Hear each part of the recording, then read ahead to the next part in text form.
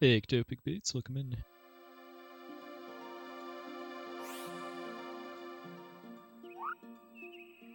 Hey, Faizu, welcome in. Yep, just firing up a second run. Nice thing about 2-ish hour runs is actually having time to do multiple runs in a stream. Thanks, Raka. Thanks.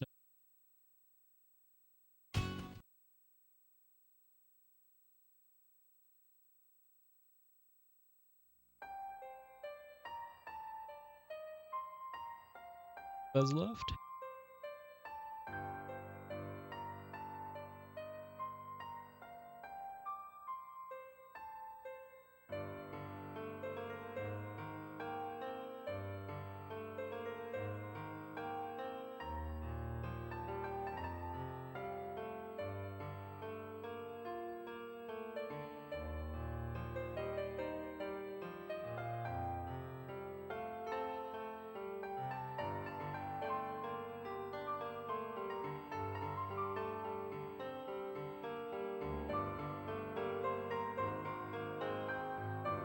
Yeah, there's a lot of elements of this soundtrack that remind me of Parasite Eves, which Yoko Shimomura did around the same time.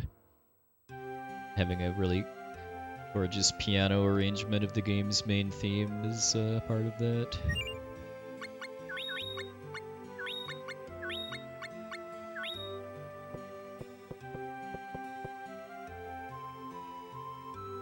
Yes. Wherever mana trees are sold. That dialogue also does remind me of the infamous X-Files parody episode of The Simpsons 2. I bring you...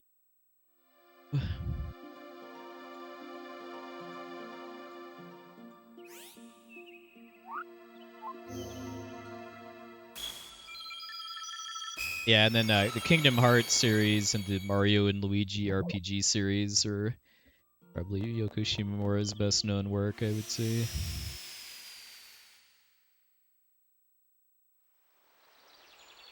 It's really cool that she got to do a Final Fantasy game recently, too.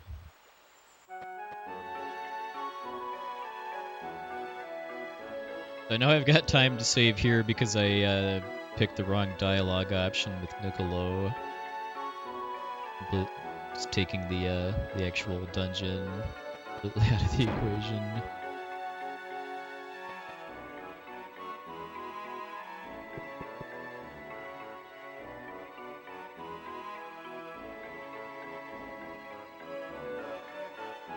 Wait for Rachel to shake and then...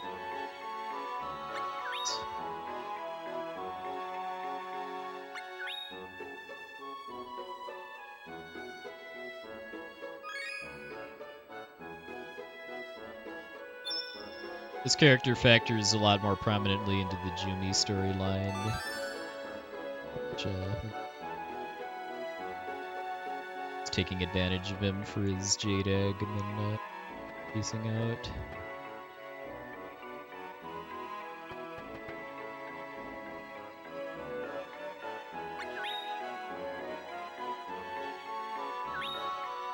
Hey, Muscle Photo, welcome in.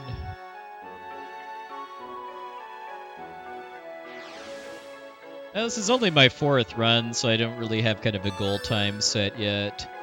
I mean, the last run, I would say, is kind of my last, like, massive PB that I can realistically expect. Sub 140 or 150 would certainly be a respectable time, though.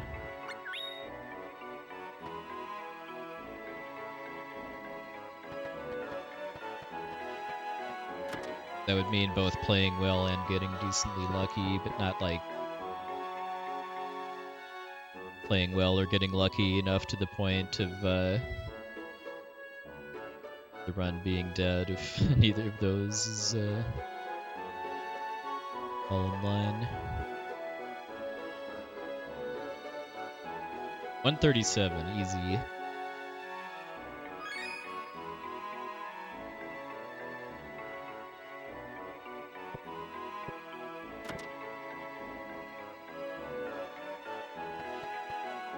We just need to play on the HD version with no encounters.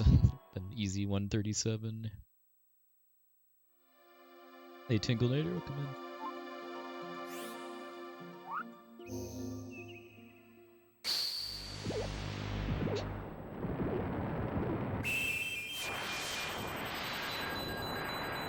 Legend of Mana is kind of a side game in the Mana / Seiken Densetsu series. You had Final Fantasy Adventure, which was Seiken Densetsu, Secret of Mana, which is Seiken Densetsu 2, Trials of Mana, which is Seiken Densetsu 3, and then this game. The Japanese name for this game is Seiken Densetsu Legend of Mana, so since it doesn't actually have a number, kind of implies that it's a spin-off.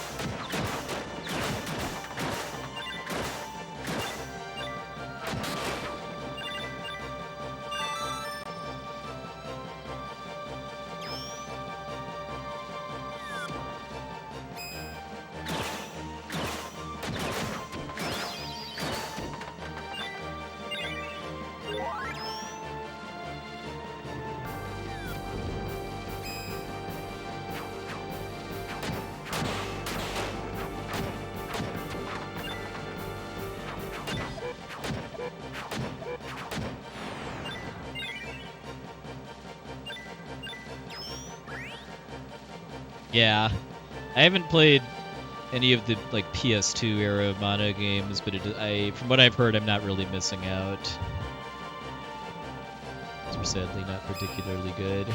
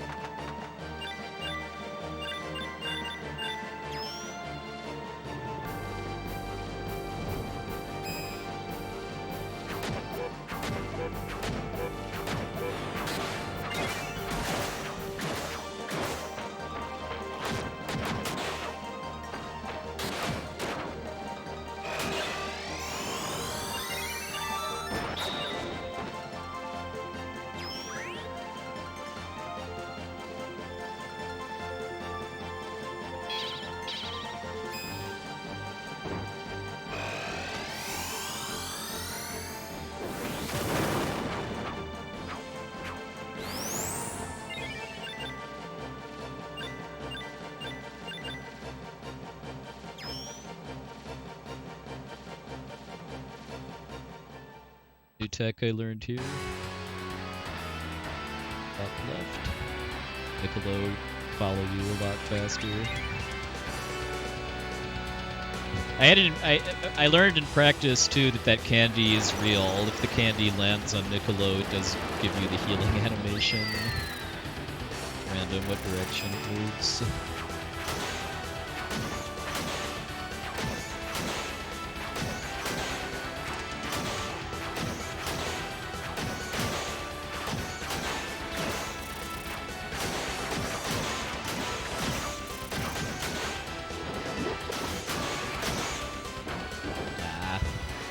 Almost had it.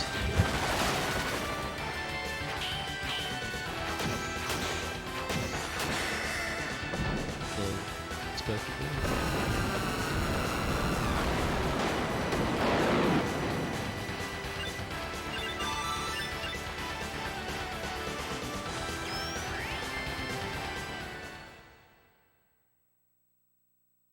Yeah, it is unfortunate, I will admit, that well-executed boss fights in this game are just stun locks. Actually having to, like, dodge enemy special attacks and that sort of thing is, the sign of a boss fight going out of control.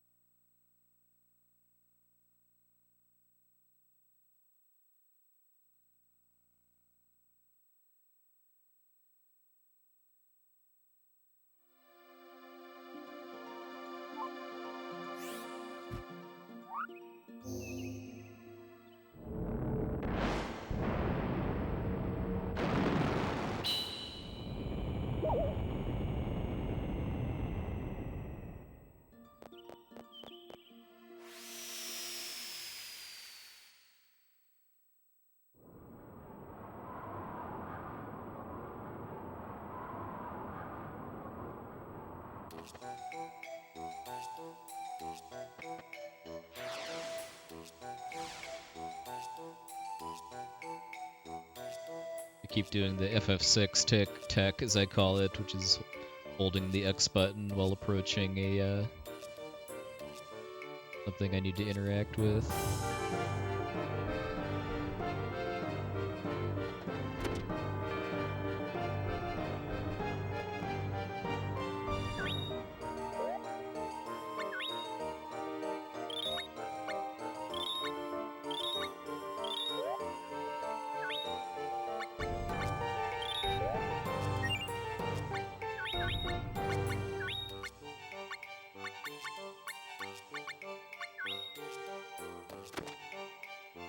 The artifact placement is, as I understand it, it's designed to both put areas that have the most combat in the kind of the lowest level zones that you can. Like that's why we put Leucemia, the final dungeon, right next to my house, so that the enemies and the boss there are as low leveled as possible. And then also it's to set up being able to buy weapon upgrades, because the shop contents is based on how far away from your house the lands are. If the elemental properties are part of the route, that's something I'm not really aware of yet.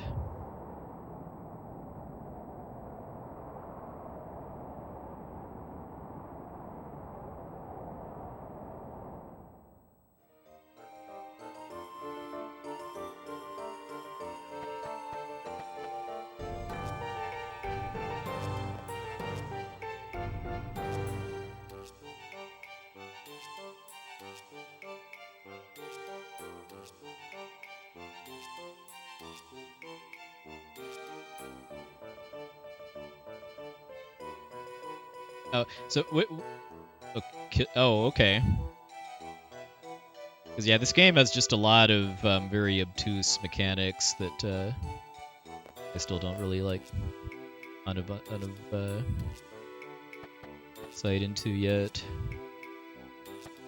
Oh, interesting. Okay, so one of Laban's hands goes away based on the placement. That's interesting.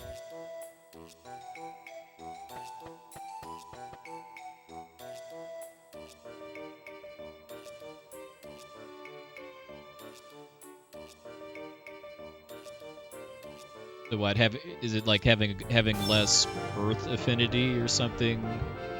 Nerfs Laban a bit.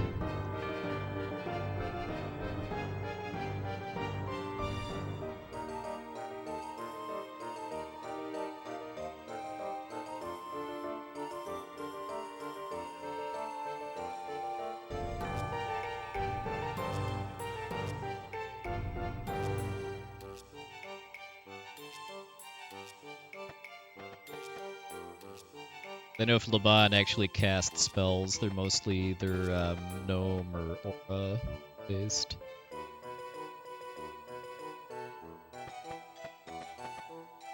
Because that's a mechanic in Seiken Densetsu 3 that's a little more blatant what it does too, because you have days of the week named after the mana spirits, and then Mana Holy Day.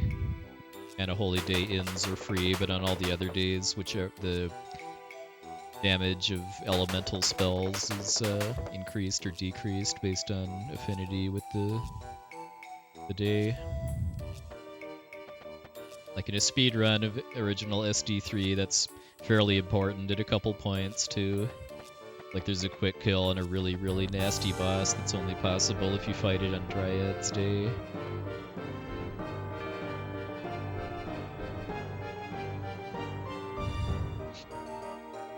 You should, Faizu. It's a. I mean, if you're playing this game casually, a lot of the really obtuse things you can just kind of pretend don't exist and still have a fun time. Because when you're playing this game casually, the difficulty is actually pretty low.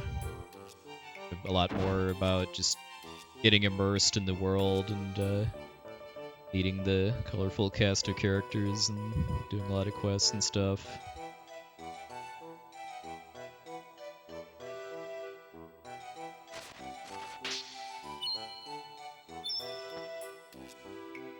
Like, I like to compare it a lot to Octopath Traveler in that regard.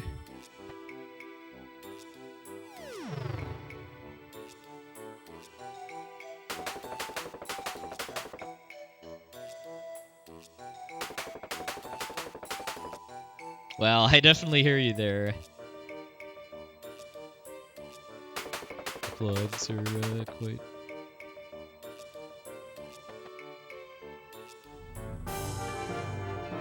As far as kind of giving this game challenge from a casual perspective, one thing I did that I thought was pretty fun was doing a level 1 challenge, where I didn't get any experience at all, because you can beat the game without ever leveling up if you just wait for the experience crystals dropped by enemies and bosses to despawn. As long as you keep your weapons relatively up to date, the combat isn't too much of a slog. There were 2 bosses in particular that were really, really rough, but I got through them.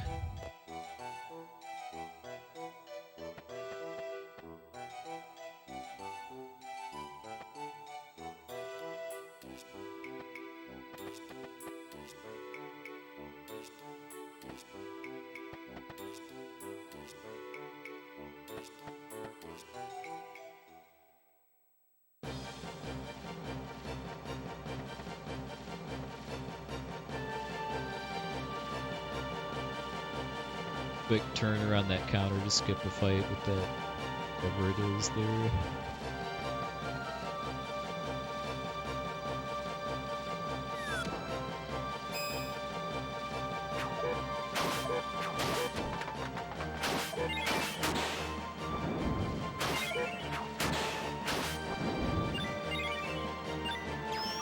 That fight better than the last round.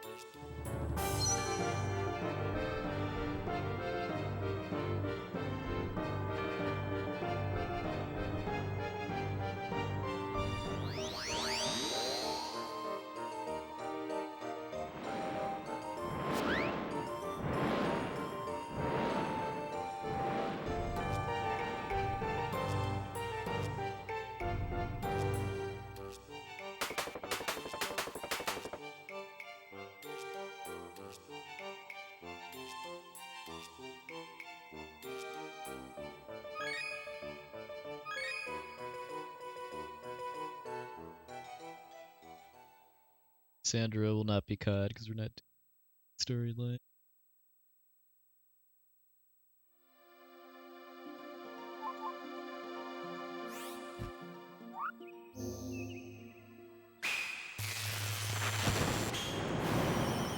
I finished Bravely Default 2 like a month or so ago. It was definitely very fun.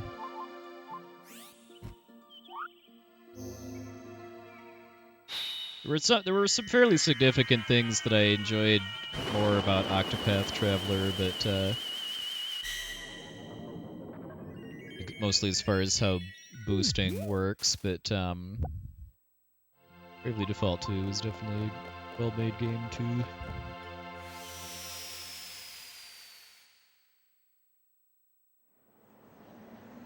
I mean, if the main thing you didn't like about Bravely Default 1 was the end game, Bravely Default 2 does better in that regard.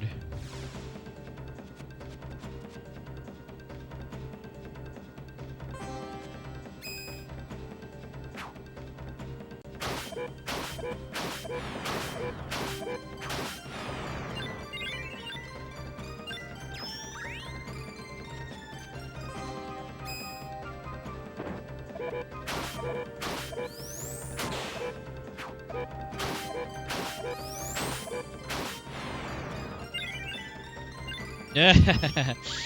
Yeah. Gold Therian with the mandatory 3% steal. As far as I know, the world record for highest number of attempts to get the 3% steal is 199.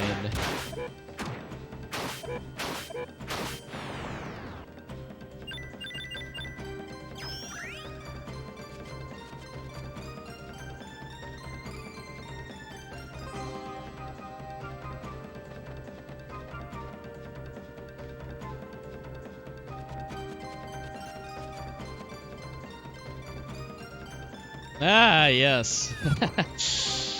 Ah, yes. Nacho knows about 3% steals pretty well, too.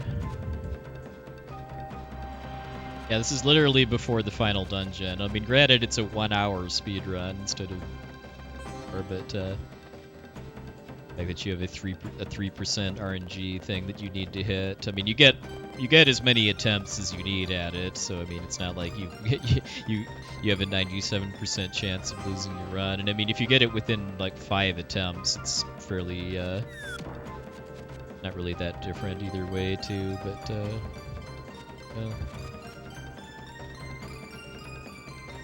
yes. Oh man.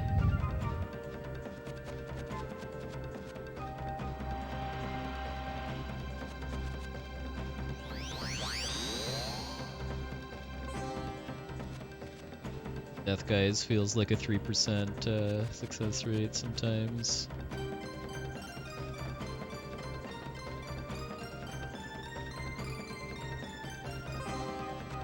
Well, in the Galdera run, I think it's like it's like almost 50% or so. I think 8% is all main stories.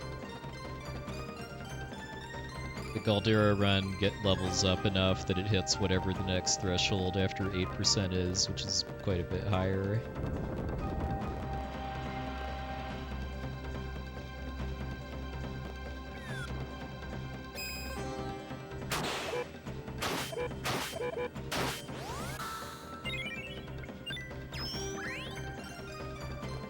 Run of an SMT game, well, probably not for me for the foreseeable future, but I need to play more SMT games. At least I've only actually played Persona 4. Finish Persona 5 at some point too. Lost track of something behind the rock there.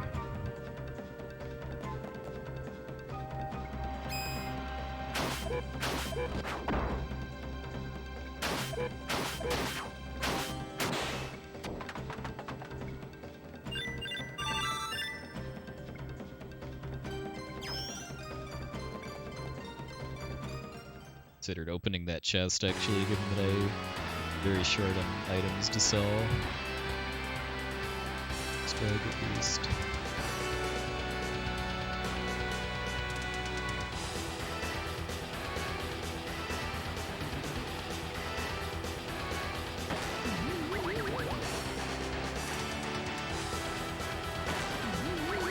I'm gonna de-equip and sell my sword if I get desperate enough. Money to afford the Milan sword.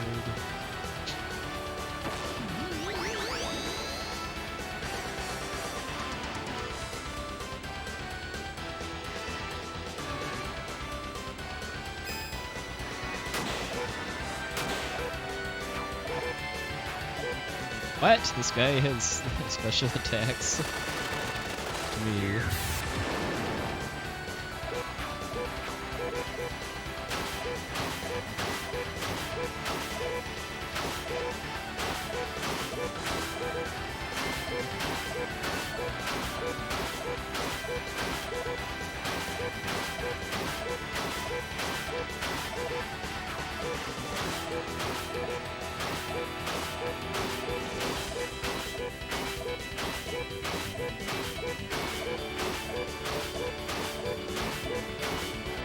That was kind of stupid. Even though Count Duvula had invincible attacks.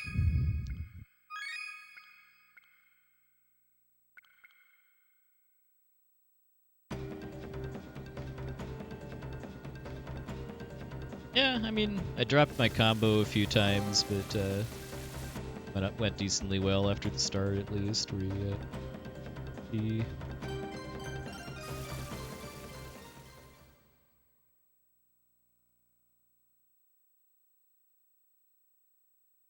I know I have some time to save on 2K though.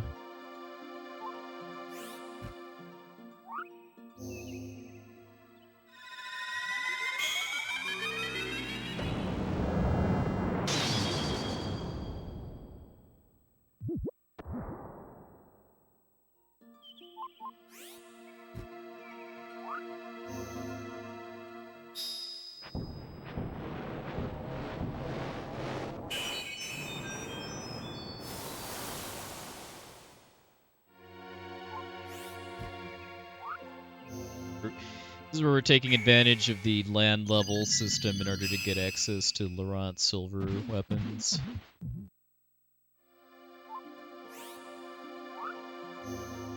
Very nice, because it's a very nice thing about the current route for this category is never being reliant on RNG drops to get stronger.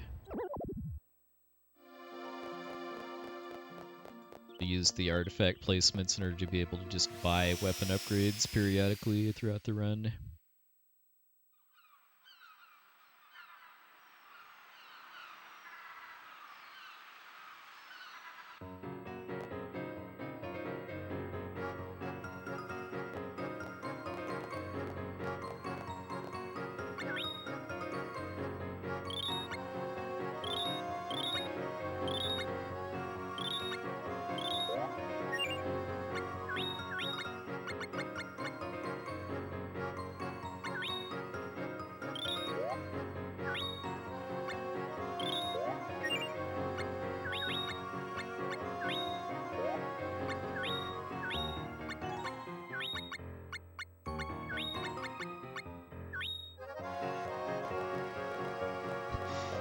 Did indeed have to sell my sword.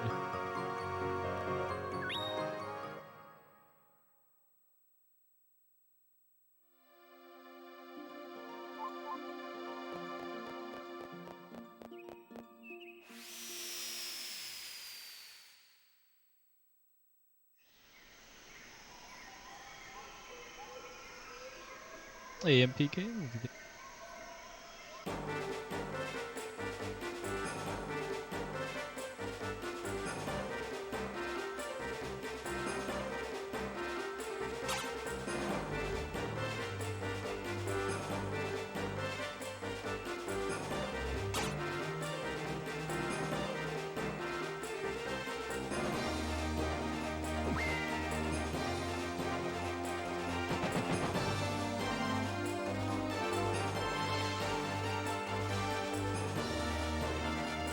Palace and Geo, where these characters are from, is amazing too. Just because the 6 main characters from Trials of Mana, like in Densetsu 3, all have statues in the background. Is a really shout out.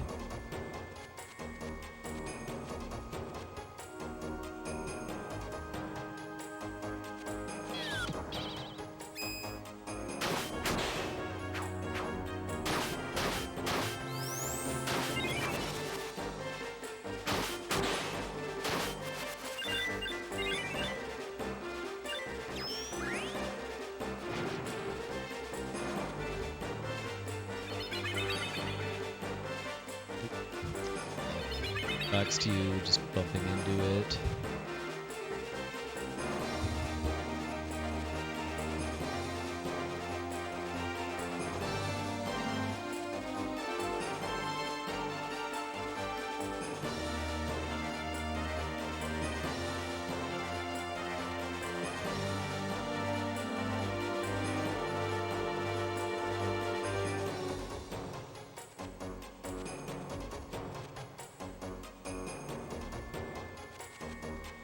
A Epistog Paladin? Okay.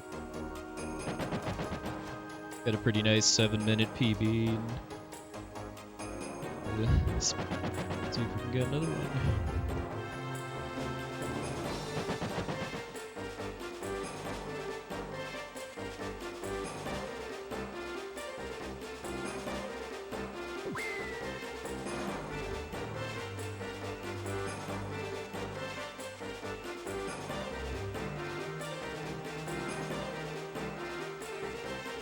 Right here, we're popping into an area we're not supposed to be in yet until a later quest. And this kicks us back to the entrance, which saves some travel time.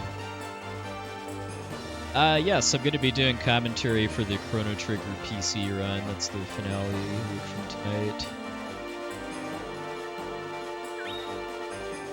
Hey, have a good night, Rotorstone. Thanks.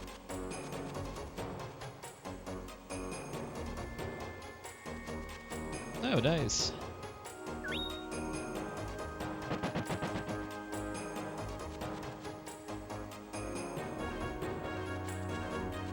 Goes well.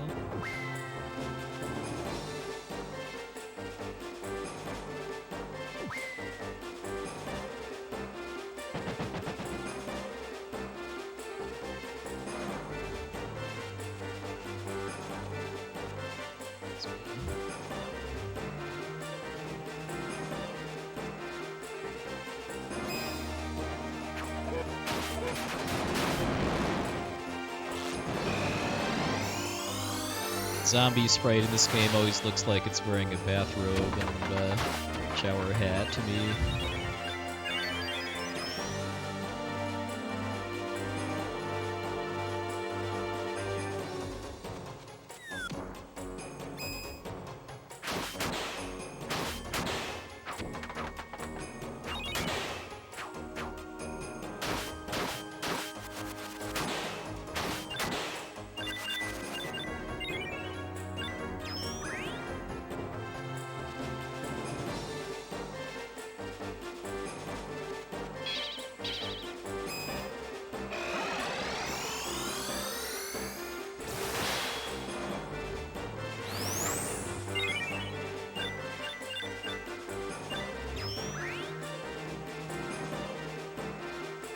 Wind caps, I mostly remember being part of an exploit for getting lots of money quickly in casual play. 'Cause if you forage a wind hat with some other stuff, you can get some other piece of equipment that sells for a ton of money.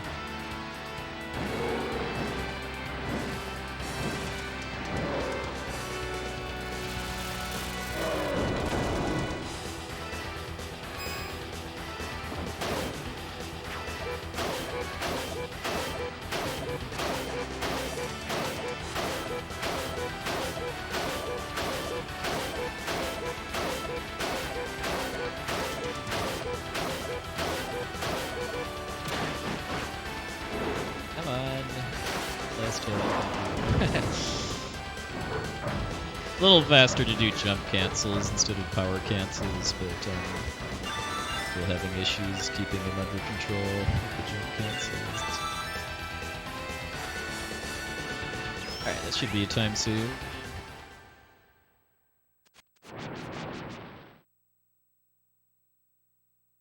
Hopefully, at least. Not really that far away from split time.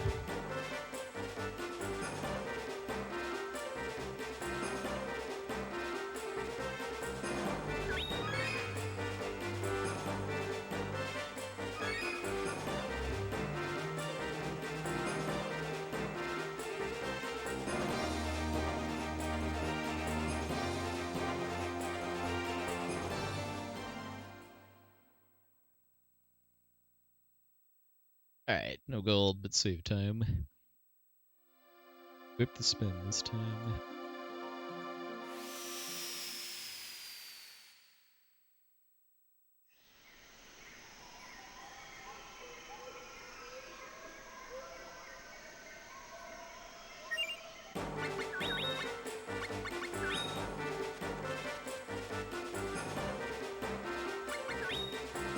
Talking to the penguin twice in the last segment, I'm sure didn't help.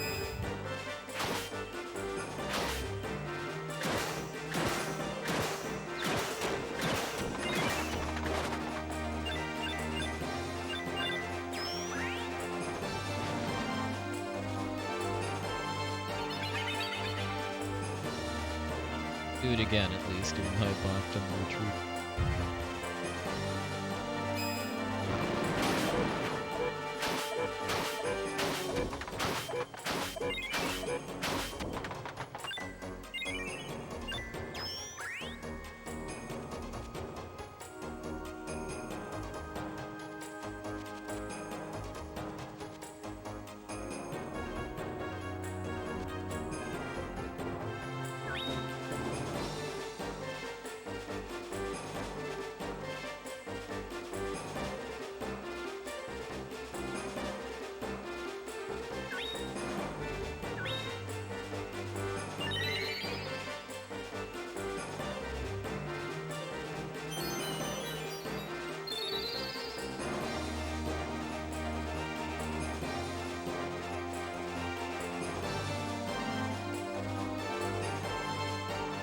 that same area we got kicked out of in Hunting Ducate. Now that we are supposed to be in here, now we can head up for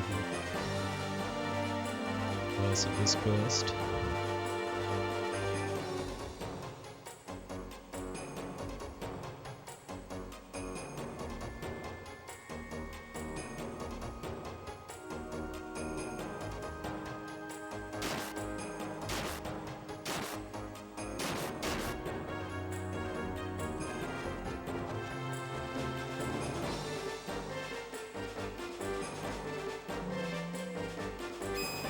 Comfy zombies.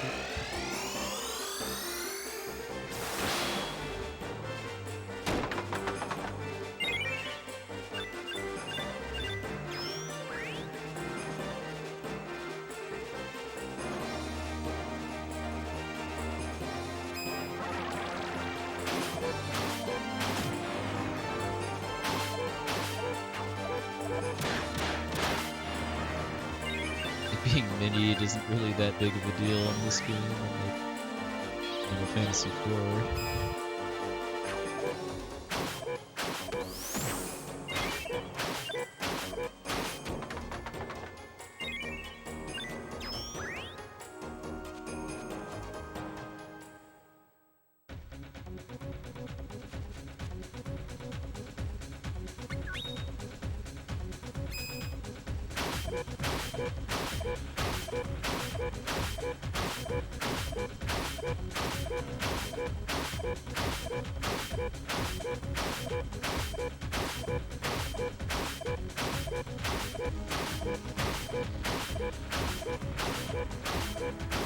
Nice.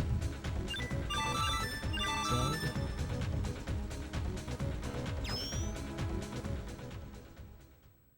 Oh, the Count Duvula fight should have gone.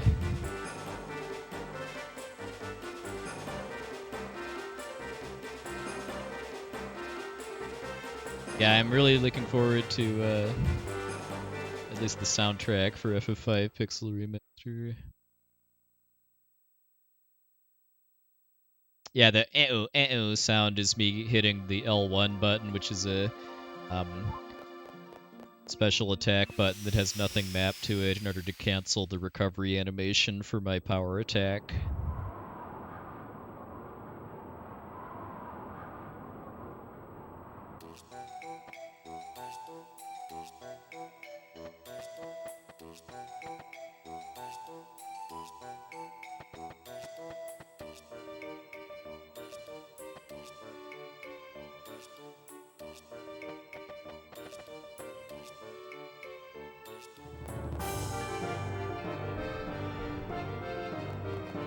Yeah, like I've said in some previous streams, FF5 and 6 Pixel Remasters soundtracks I'm looking forward to in particular just because those games have never had soundtrack remasters done for them before.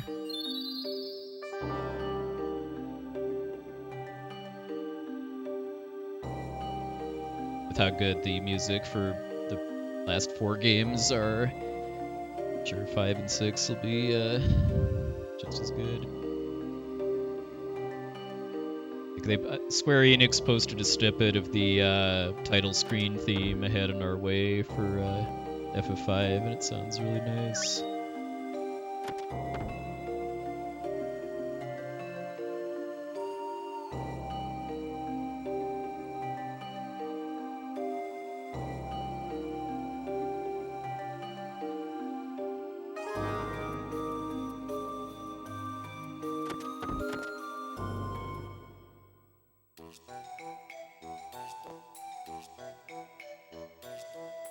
I believe if we went back into the room here, we'd see Matilda being abducted by that fake nun, but we don't actually have to see that to advance the story.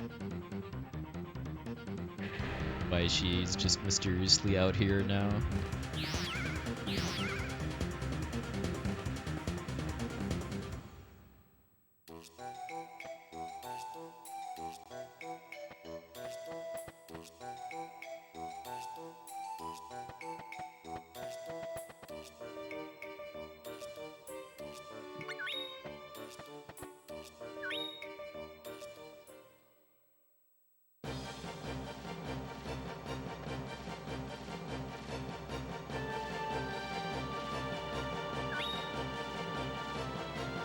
next boss is pretty obnoxious.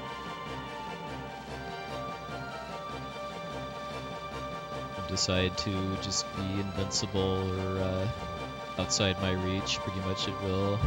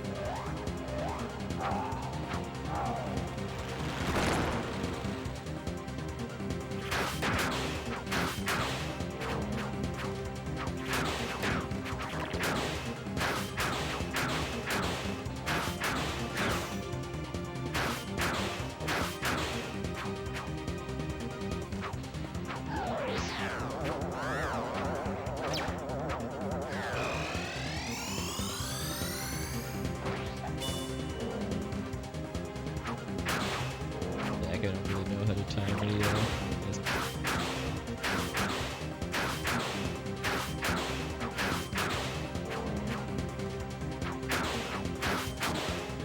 Alright, still not bad. Hey, Techno Bunker, it's your raid.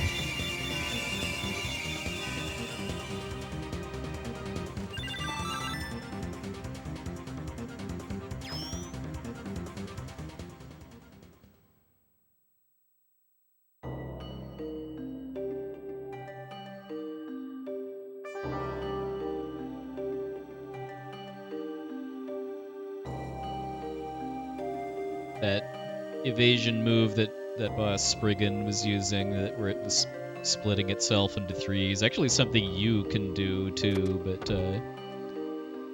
use speedruns. Pretty cool attack though.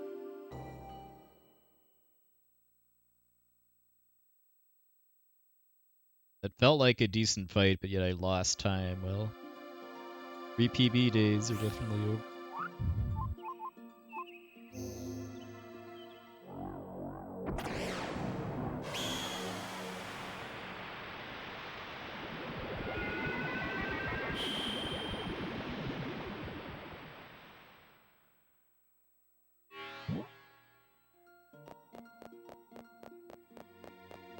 Definitely time to save on this next boss, though, because I messed up the strat pretty badly, although admittedly I need more console practice for timing the 2-hit combos on Gorgonai.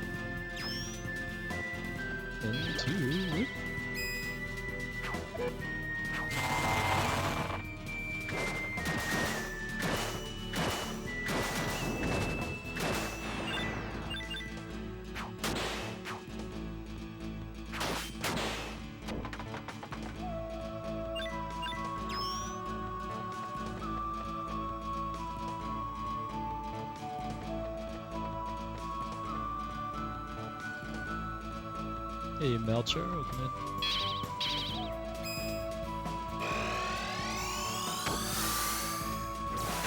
Yeah, agreed, Matthew.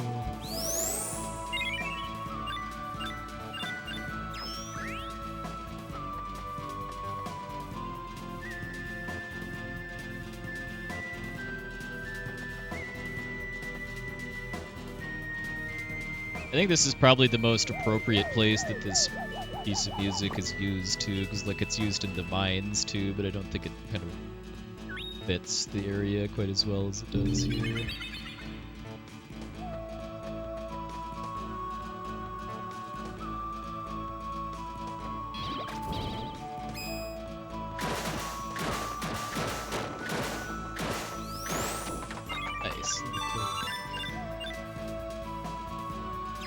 Yeah, sadly we're not going to be hearing the beach theme to the sea in this category, but definitely a good one.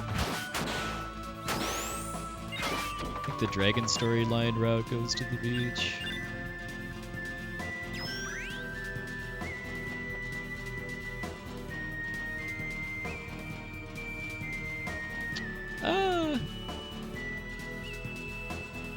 I played the HD remaster a couple months ago, and when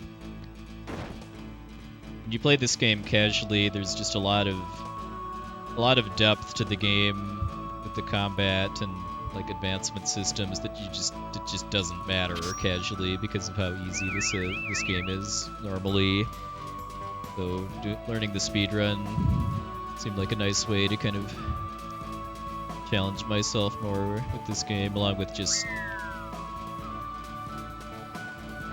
the situation I've been in with my job the past coming up on 2 years or so has made it kind of harder for me to do runs of longer RPGs. For the fact that all the single storyline categories of this game are in about the I think the longest one, the Jumi storyline, is still like below a 2.5 hour run too, so I've been seeking out some kind of shorter RPG runs of late to run for that reason.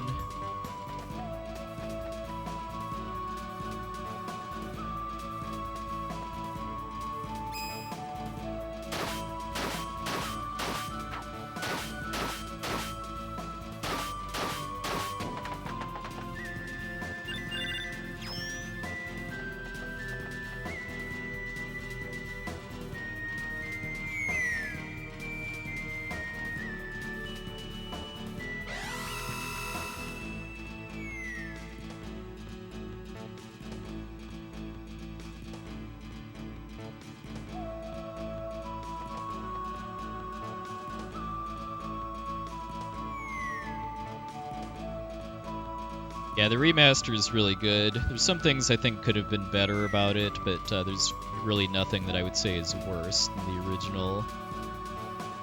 Recommend the remaster for playing this game in 2021 and beyond. Main reason I'm speedrunning the original PS1 version is just that it's more convenient for me to capture and stream retro stuff than HD stuff.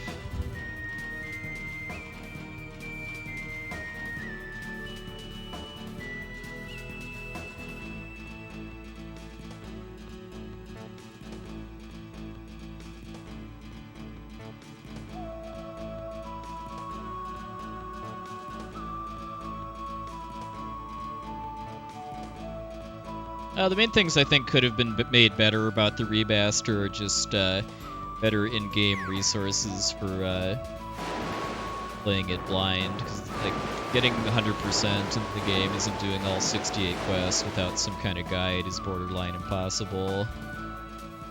Like actually understanding how like the equipment foraging and pet raising systems and stuff work is pretty hard too.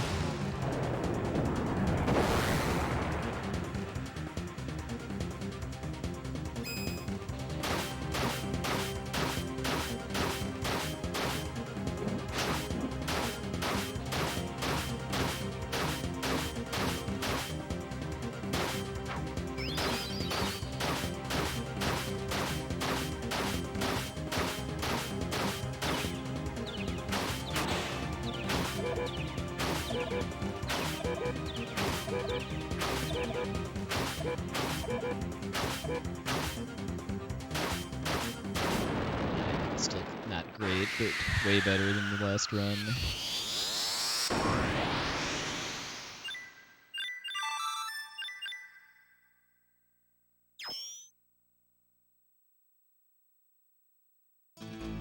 Need to figure out a way to practice, even if when I can't actually like practice this boss conveniently on console, I can at least practice like the combos I need to do on it.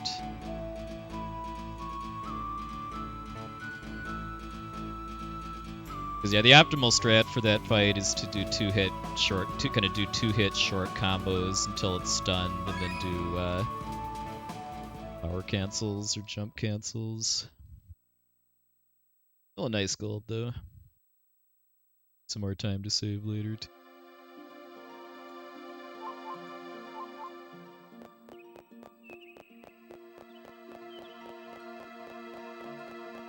Yeah, it was probably pretty obvious there to anybody else that knows this game well. I was not really handling the transition from short combos to power cancels well at all in that fight.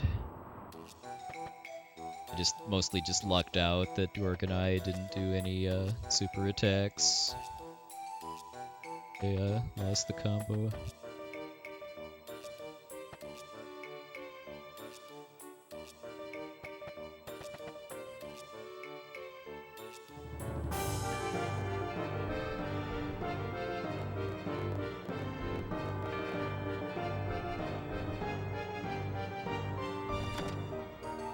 Good, at least somebody was.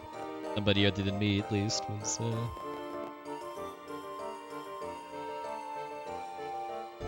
Thanks, whoa, it's Tony.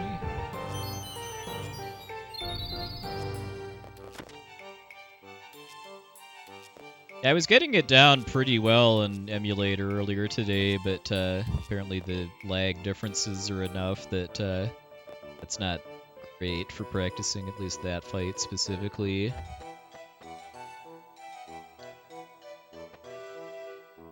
Even if I can't like actually grind practice on the boss itself, I can at least figure out a way to practice the timing for the 2-hit combos and then the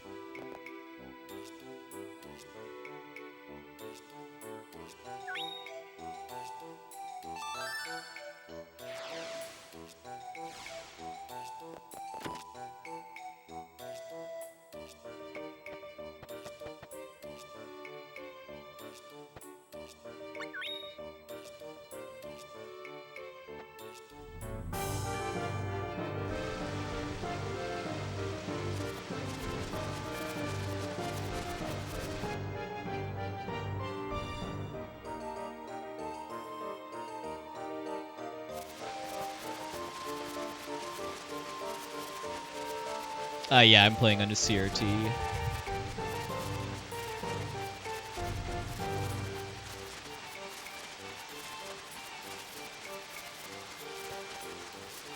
If I ever have problems with my TV, I probably look into getting a... Well, I already have a RetroTink 5X, but I'd need to figure out some other things in order to do it. Get a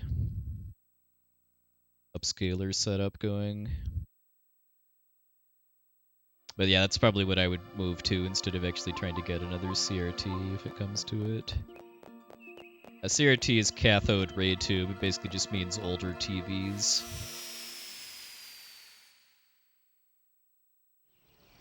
Very heavy, the very large and heavy kind, as opposed to the TVs that are basically just LCD monitors.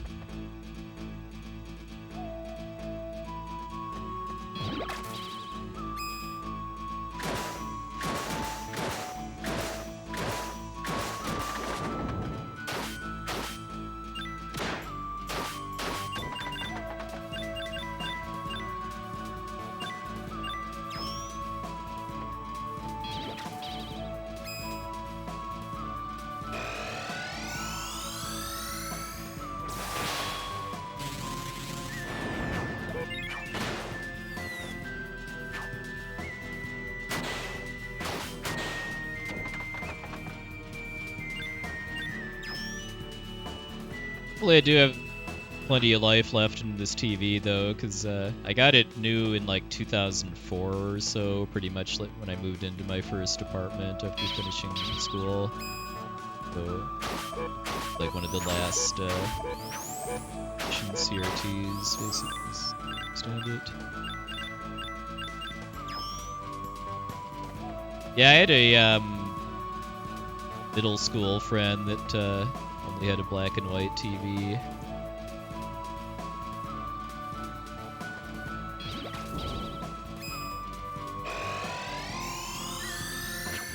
Made playing NES games pretty interesting. Hey, Crumbo, welcome in.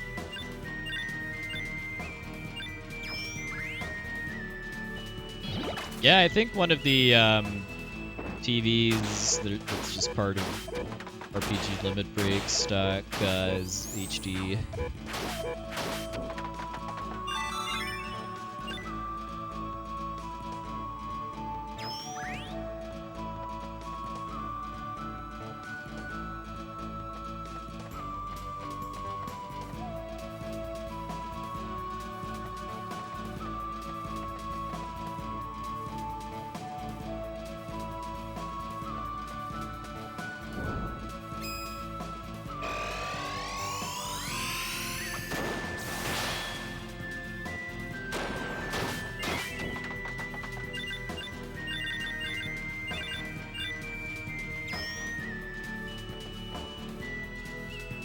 Oh yeah, that can't be easy to get used to.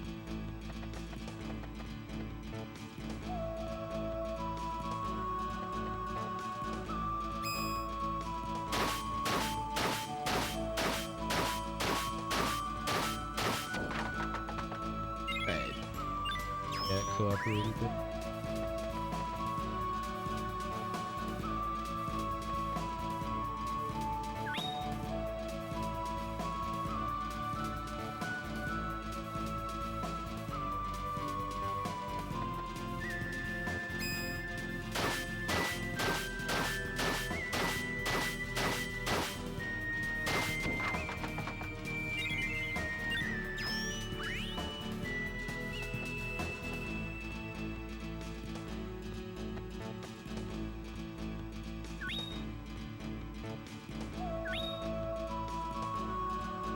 I more or less have what I need in order to move away from needing a CRT, but I just haven't had the motivation to do so. Because it works for my purposes.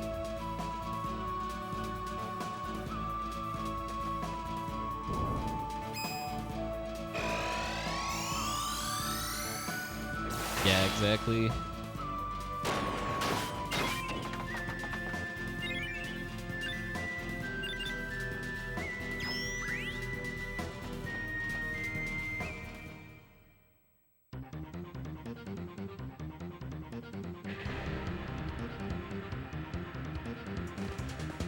Are you gonna get an upscaler set up, Jeff?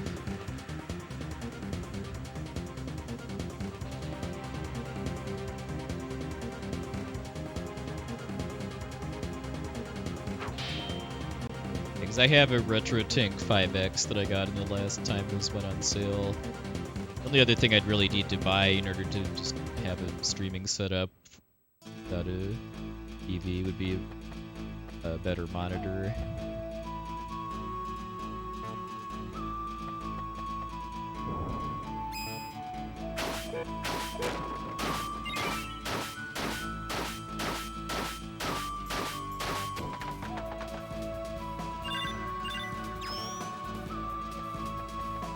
Alright, time for the worst boss in the run. Went decently well in the PB.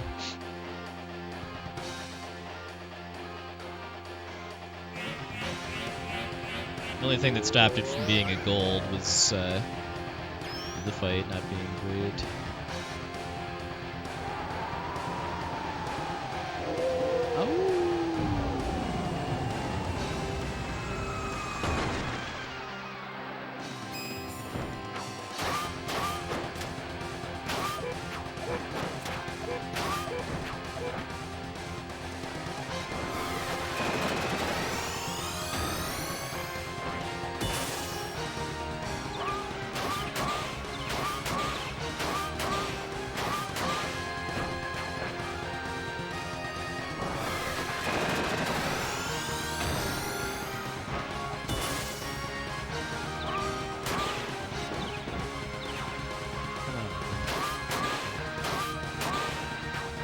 Ah, that could have been really, really fast too. If I hadn't turned around and goofed.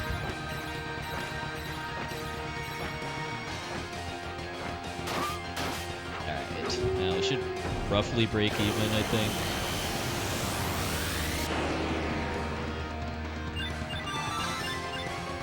It could have been so fast too if I hadn't after the last hit.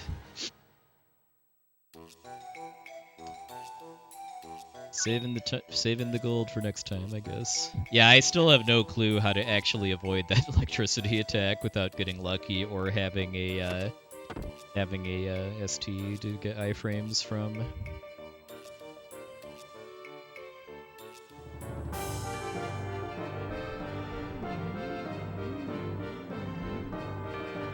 That was the second, when I did my level 1 challenge on the HD version, that was the second worst boss in the game too, and the worst being Vadis, the dragon storyline.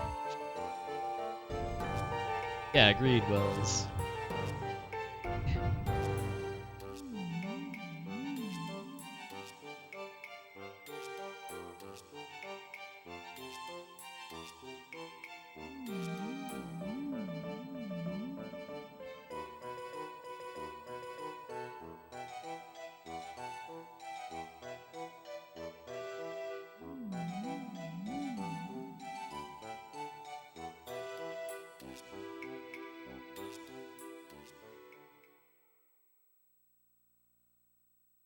Alright, still a tiny gold.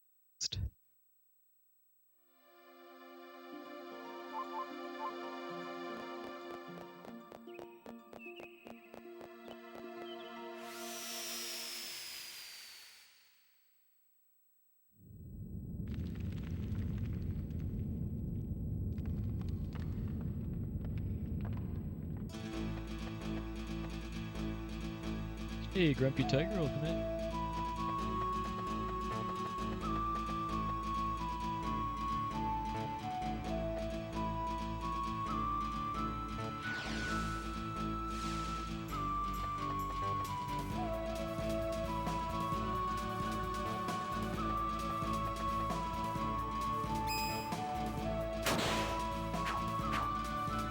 But those things can do that. Giving me flashbacks of shadows from Kingdom Hearts. Yeah, this is a pretty beginner-friendly speed game. Really good resources for at least this and the Dragon storyline runs. I don't know about Junie storyline, which is least popular, but at least for 2 of the storylines, there's very good resources.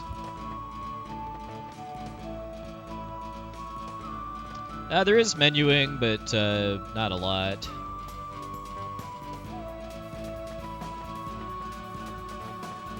You know, one of the routes for Dragon storyline, I think, only has like 3 venues in it in total. There's a bit more in this because there's some shopping.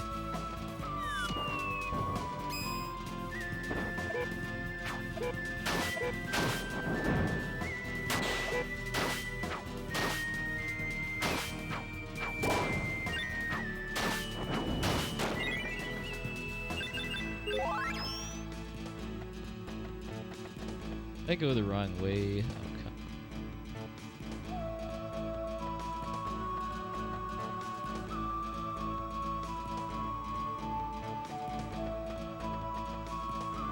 But for are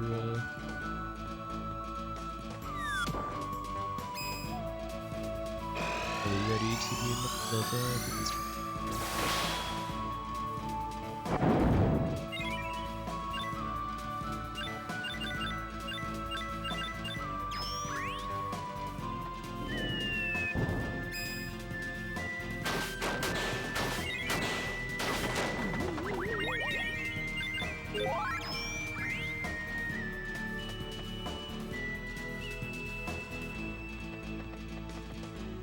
I didn't go that far off, but I did fight.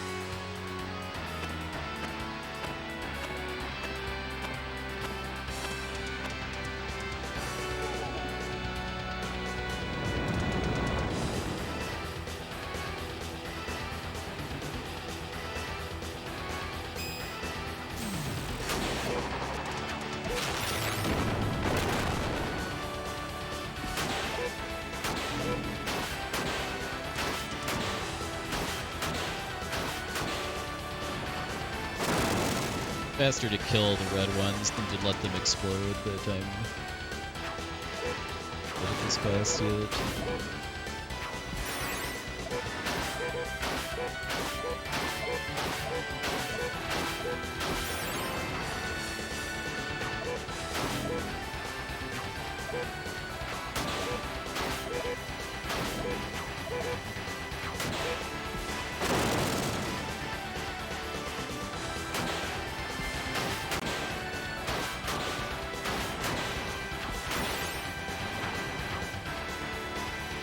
Oh yeah, because I'm sure most of what it can do one-shots you in the future mode.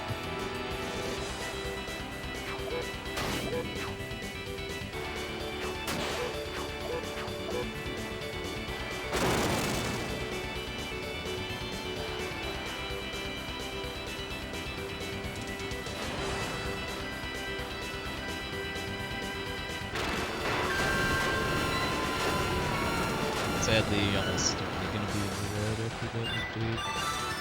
Definitely still PB on the table though. Probably good Heaven's Gate segment. Looks like I can save at least 2 minutes there.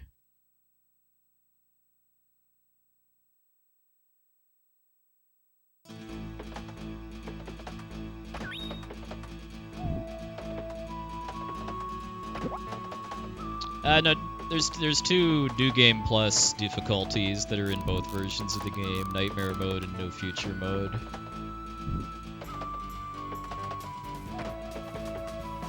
I very much wish this game had multiple difficulties that didn't require New Game Plus, though.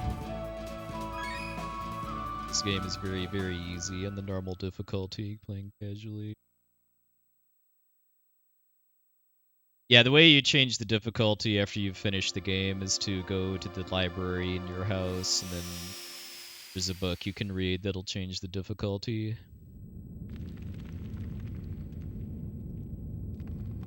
That sounds right, yeah. S17 Master.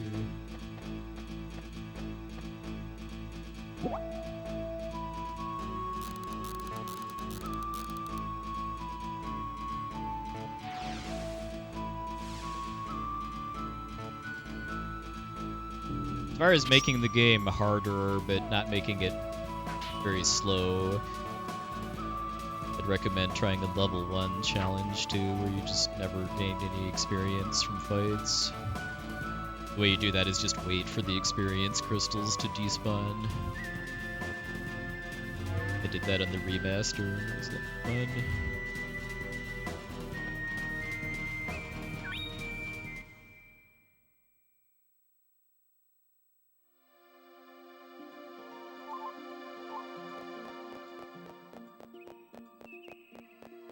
If you do level 1, though, do the normal difficulty. I do not recommend doing Nightmare or No Future.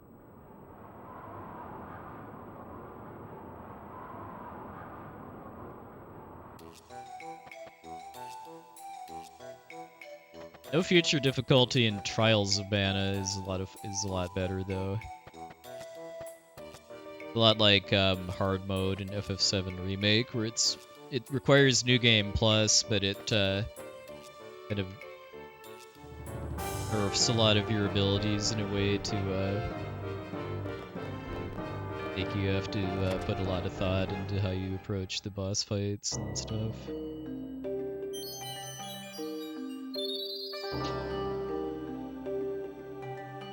Yeah, if you're on the normal difficulty, if you keep your weapons relatively up to date, the fights aren't really that long. You have to actually dodge stuff or do stun locks in order to not die, but pleasantly surprised at how much damage I could actually do. Yeah, when I briefly tried No Future, like the amount of time it took just to kill a rabbite was a little long.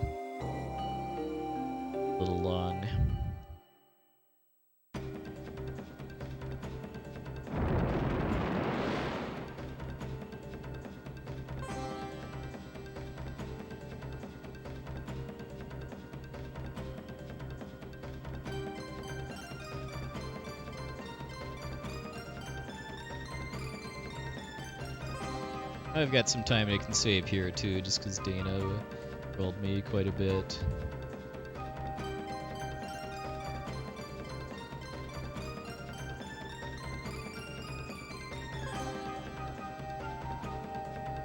I've said a couple times that I think there were things that could have been done better with the remaster, and one of them I think would have been having a harder difficulty that is not New Game Plus exclusive.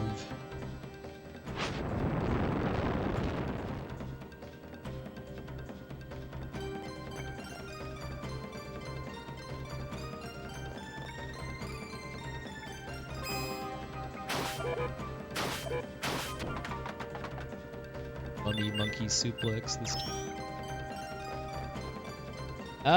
Yes. I've never done it myself, but there is an all endings category for Chrono Trigger.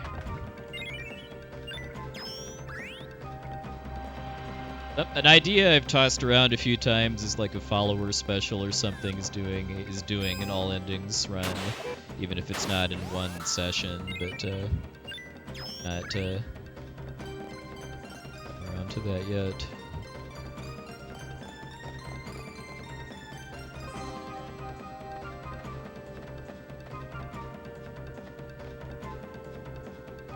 Oh yeah, I remember Abda doing that at Spectrum. Red Slash, I know, is put together a fairly optimized route for it too that does it in like about 8 hours, I want to say.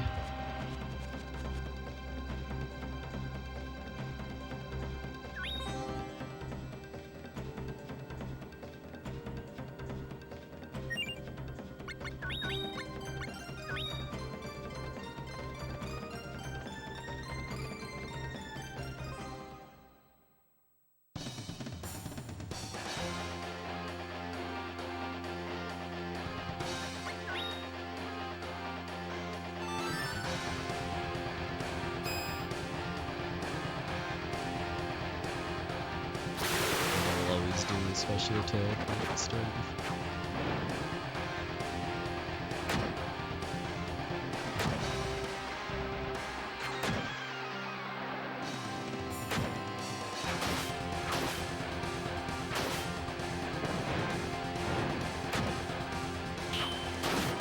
Alright, much better than the last run.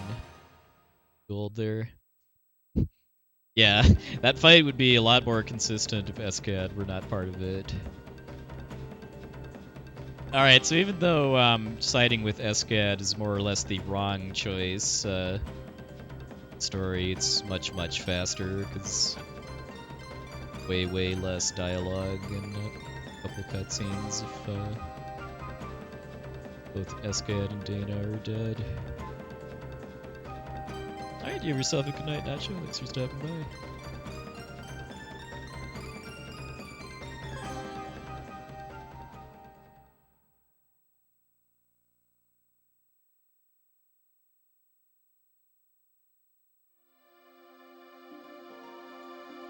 Have a good night too, Wilts.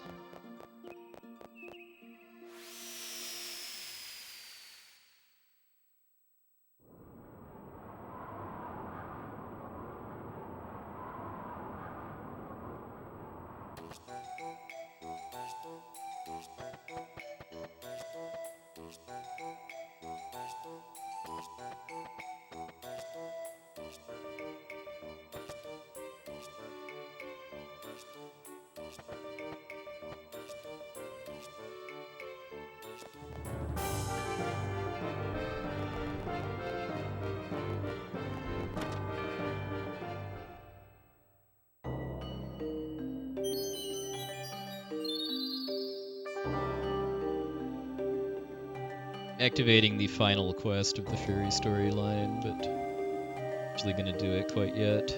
In order to beat the game, you need to finish one of the 3 main storylines and have 18 artifacts placed on the overworld. Take care of the artifacts, then finish Heaven's Gate, and then the game shortly after.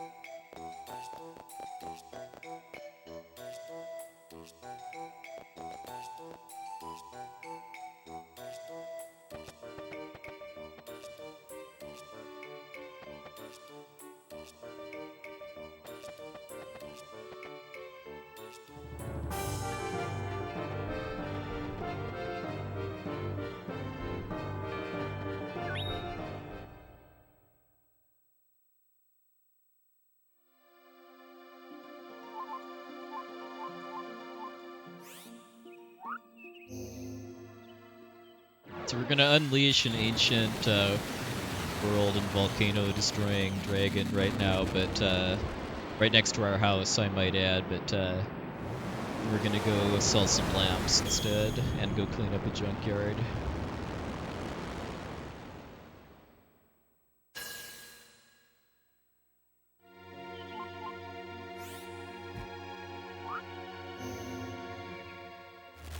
Yeah, I don't see any problem with that either.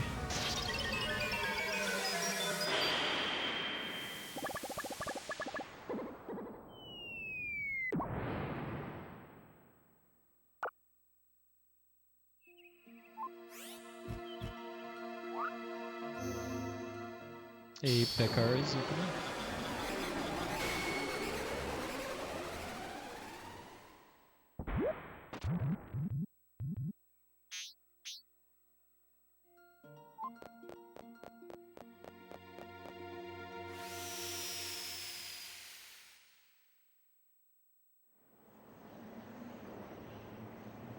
Yeah, I rented this game when it first came out, but I didn't get particularly far.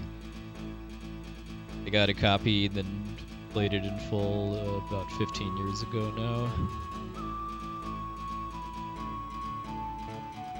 Got the remaster when it came out.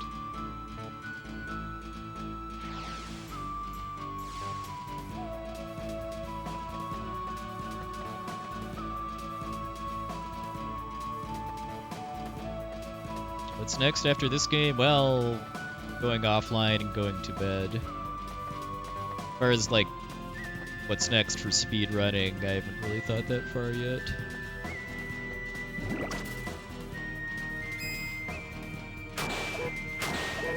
I am enjoying this run enough that probably try out at least one of the other categories.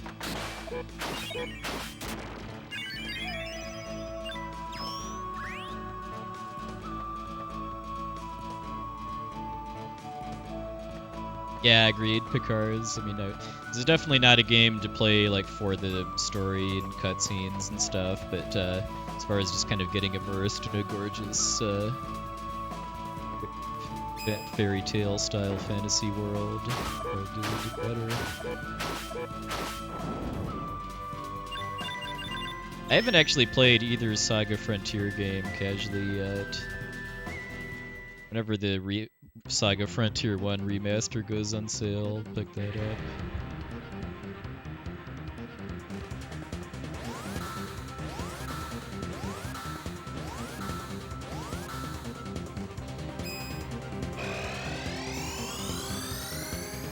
I still have not actually played any Saga games that don't have the word Final Fantasy Legend in the title, which is something I very much need to fix at some point.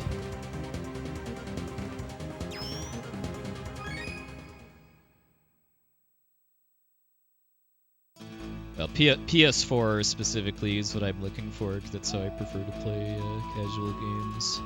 I have a choice.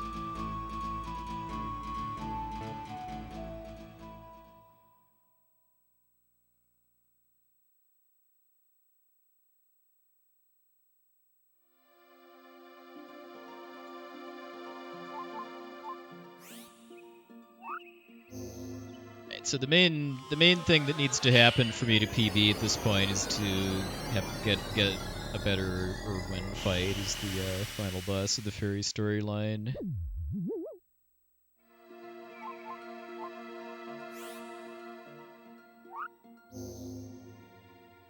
If I get the quick kill, I feel like that's gonna be like 2 minutes maybe. I'll save on the Heaven's Gate split.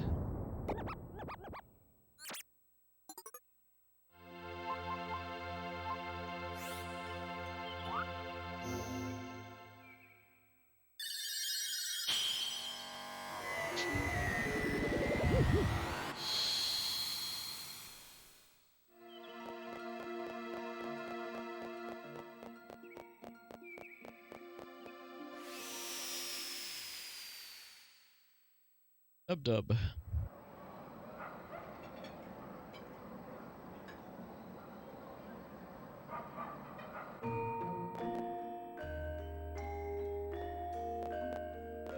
Yeah, like I have a Logitech controller that works pretty nicely with PC stuff.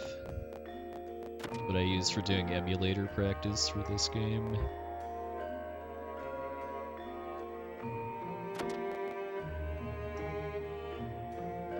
And yeah, I know you had to do some pretty funky stuff in order to get PS3 controllers to work in Windows, but PS4 and PS5, as I understand it, have native support.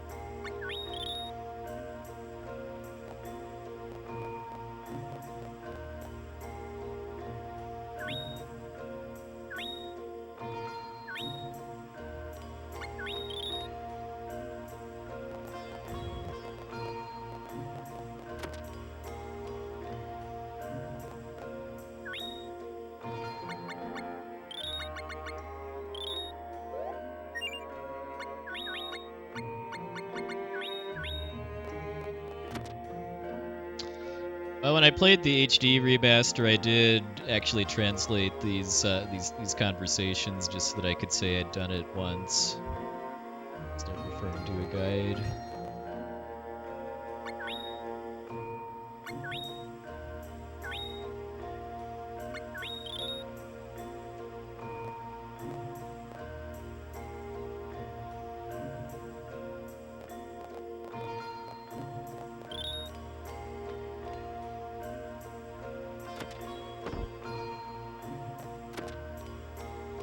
Hey, Striker.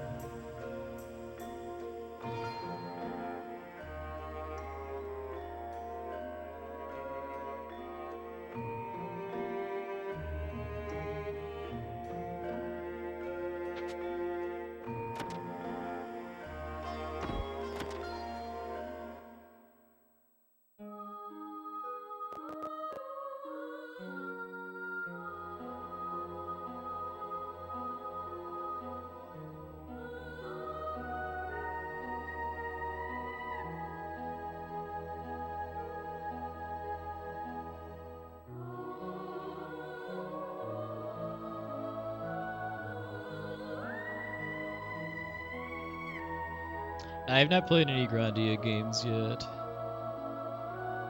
My college roommate had the first game, and I watched him play it a bit, but I never played it myself. I know there's a pretty cool HD remaster.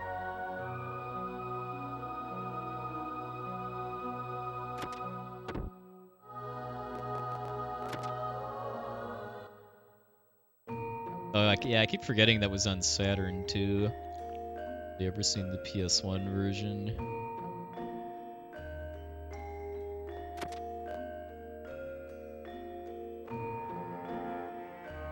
Oh, so they cut stuff out for PS1? Sucks. Did they restore the cut stuff for the HD version, or is that just a straight port of the PS1?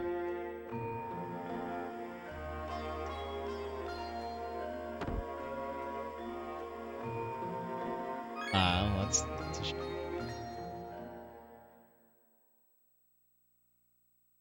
They've got a gold because of less bonking into dud bears, I think, mostly.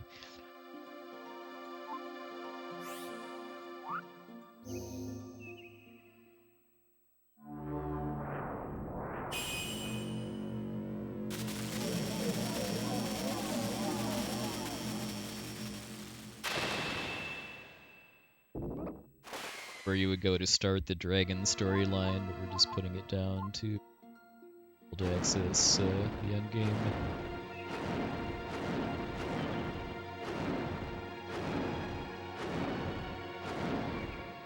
hypoglycemia music coming in.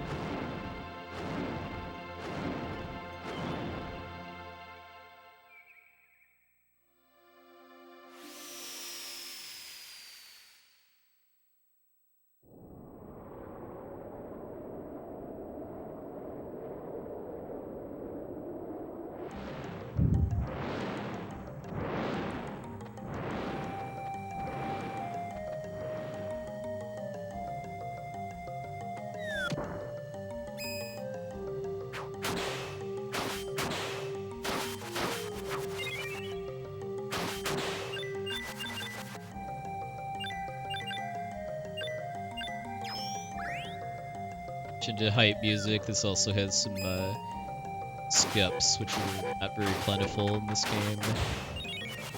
Two short text skips and then an encounter skip I can do. The HD remaster of this is really, really good. The only reason I'm not speedrunning on it is just that I don't really have a great setup for capturing HD console stuff. Just doing the PS1 version, but playing this game casually, I would highly recommend Master.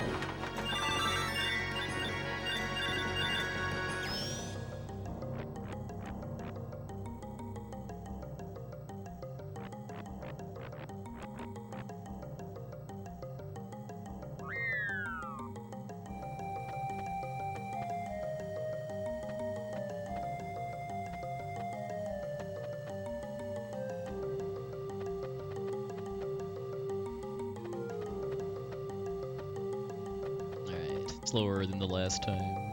Probably debatable if that even saved time over doing the edition.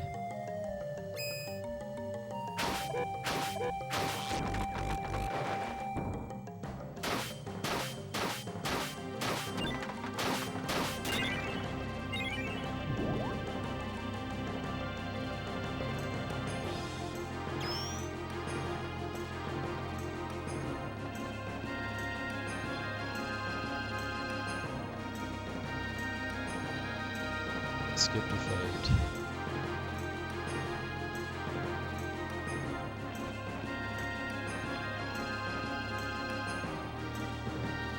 Also a little slower than my PB. My PB made up for it by losing like probably about 2 minutes in the boss here. Still in there.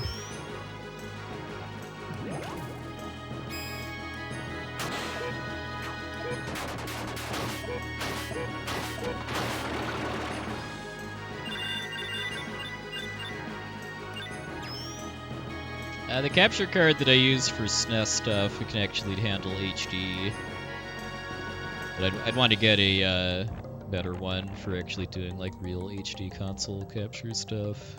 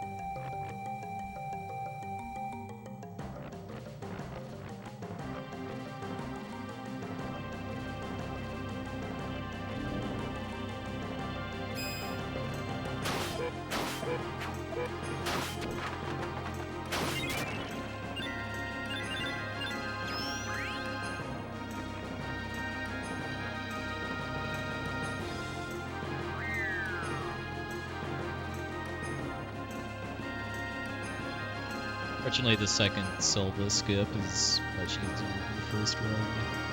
proper map logistics work out.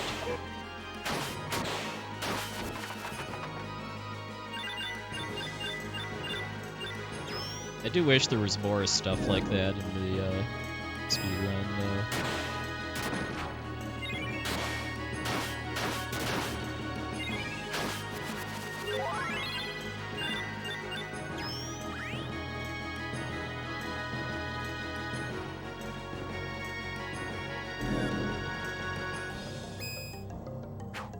The scaling for the enemy stats is based on what's called land level, which is basically how far away from your house the area is. And Leukemia is literally right next to my house in order to have the enemy stats be as low as possible. Having decent weapon stats makes up for having low levels too pretty effectively in this game.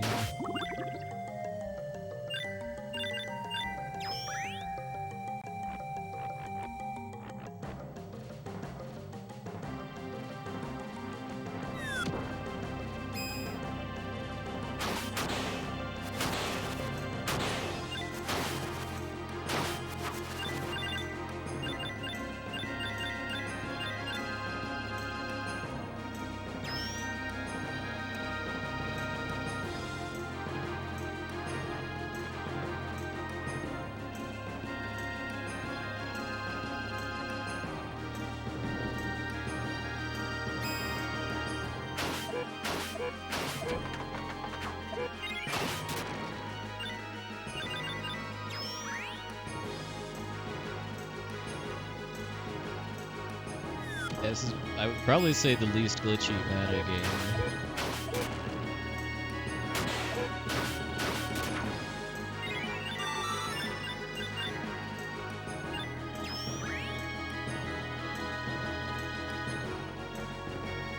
Even the new remakes of the first 3 Mana games have their share of glitches.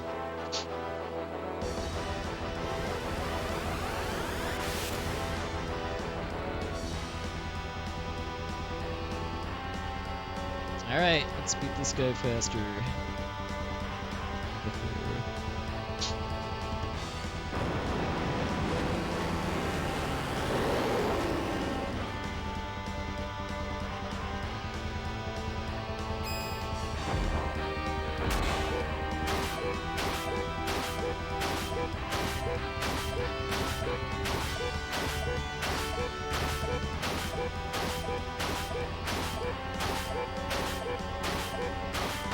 Nice! Alright, let's go. That was a weird start, too. I'm used to him just jumping towards me at the start instead of jumping down like that. Hey, Nitro Dragon's here.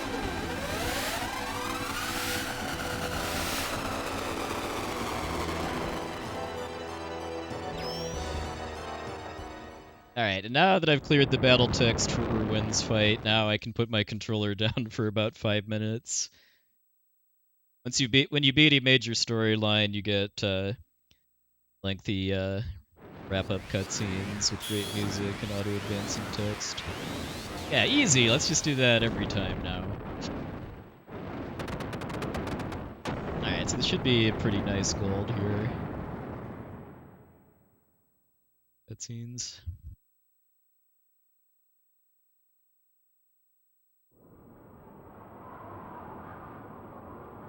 Well, if you just watch me basically exploiting the fact that you can cancel the recovery animation for your power attacks by pressing a special attack button that has no special attack map to it. And then against that boss in particular, you can stun lock him to death with the right timing.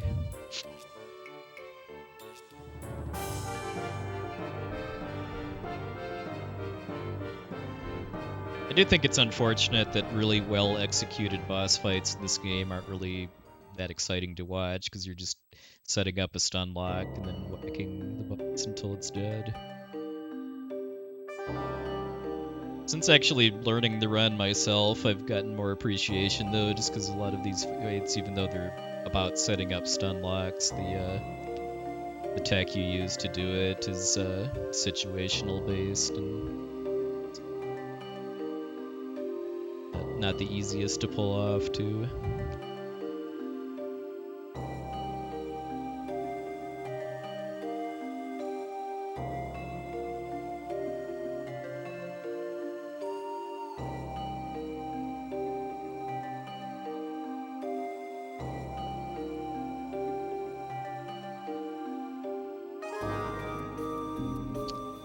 Yeah, the two things you have to do in order to be able to beat the game are to complete one of the 3 main storylines and have 18 artifacts in the overworld, both of which we have now done.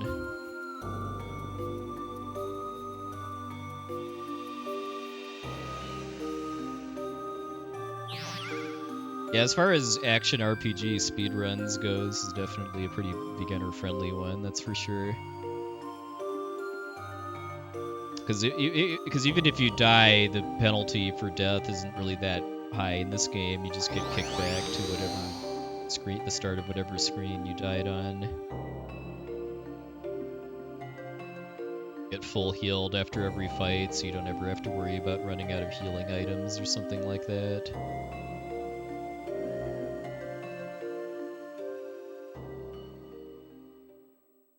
There's very little menuing too, at least compared to a lot of other similar games.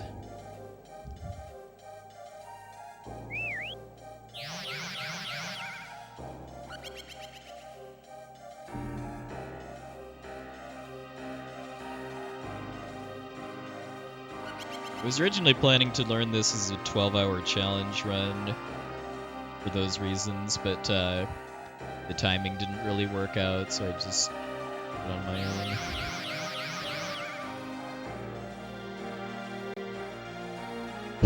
Well, yeah, I guess to be fair, yeah, if you do die, you go to the underworld.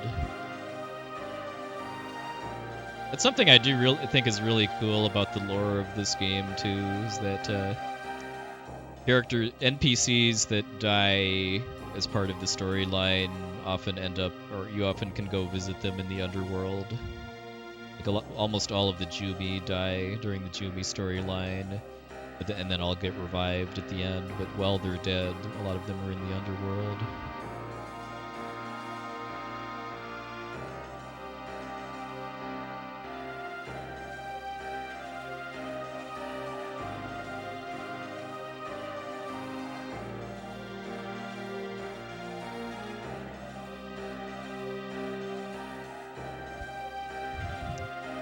Yeah, I was gonna say, if it was even possible to save the game back in the day, then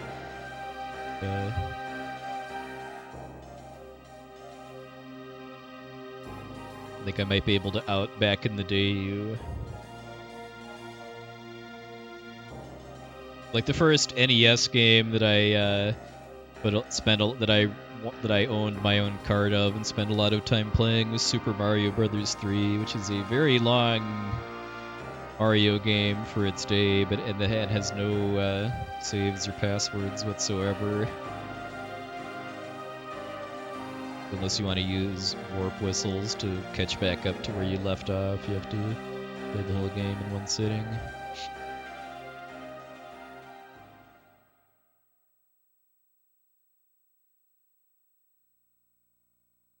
All right.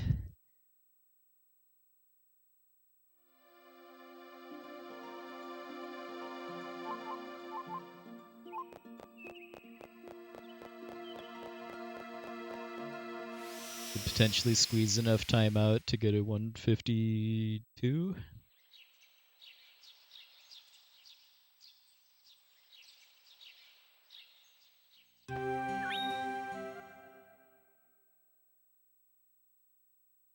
Yeah, assuming I get a 152 or 153, then it's going to start getting pretty hard to PB without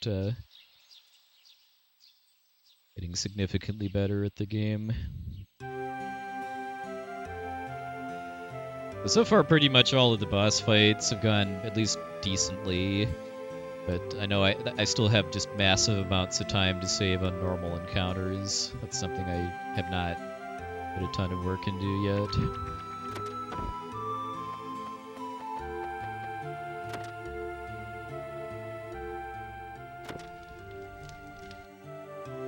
Yeah, I've heard stories of people trying to play like Final Fantasy 7 or 8 without a memory card. Not envy those people at all.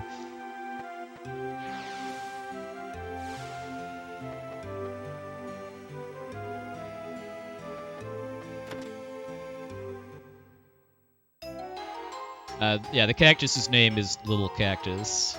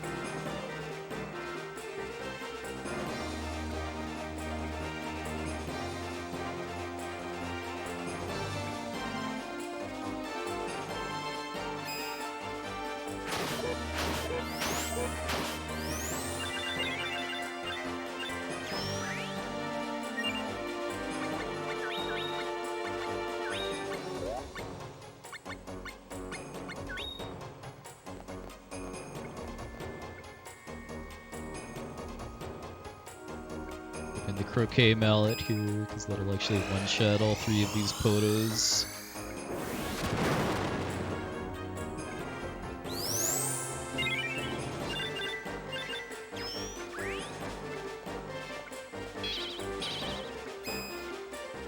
With being our deity clubbing weapon of choice for the final fight.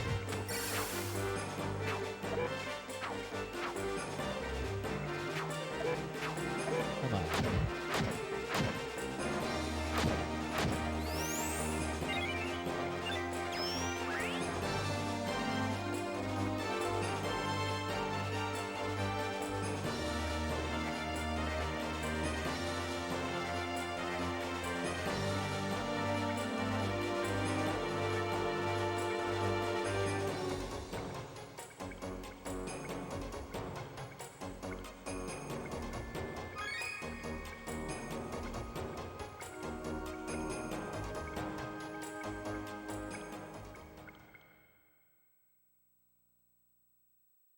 Nice.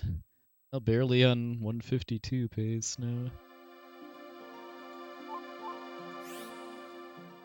Game I bungled mind your own business, because I think I've lost probably about a minute or so to making a wrong turn and doing an extra fight. Or won a PB by too much.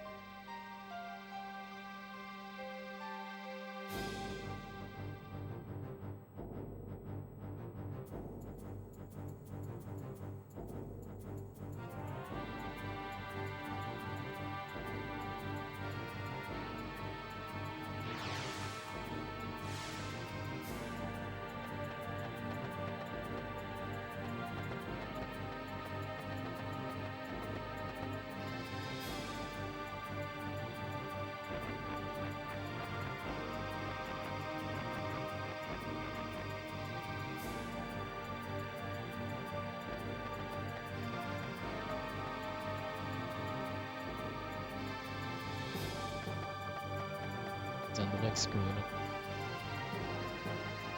I didn't trigger the fight.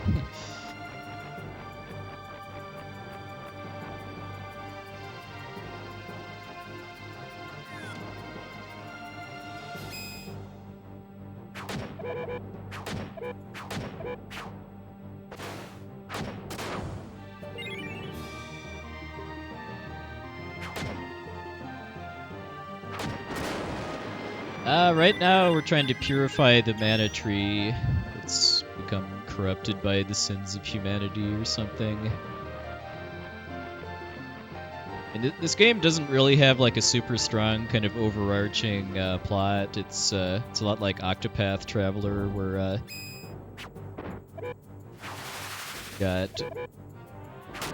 you've got some kind of major storylines and side quests, but really like a super strong narrative about saving the world and stuff. Yep. Gonna go defeat a deity with a croquet mallet. Wouldn't have it any other way.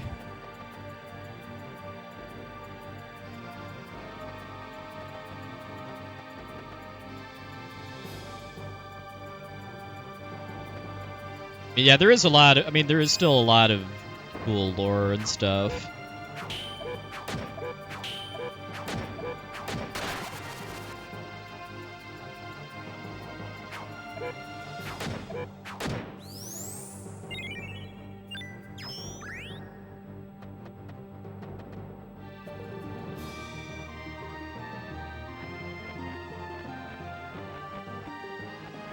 As far as why it's the endgame weapon, I think it's mostly just because of being very effective against the final boss when you use the Counter-Strike skill.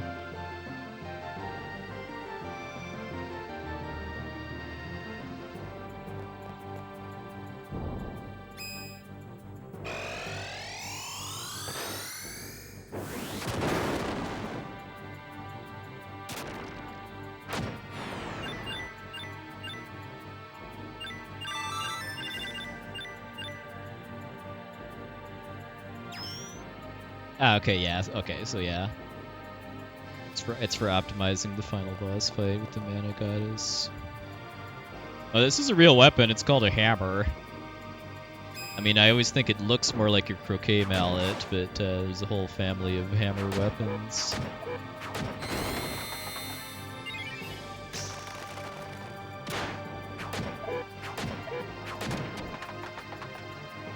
A Nox and Box opening. The all storyline speedrun builds a Mjolnir style croquet mallet too that can one shot the final boss.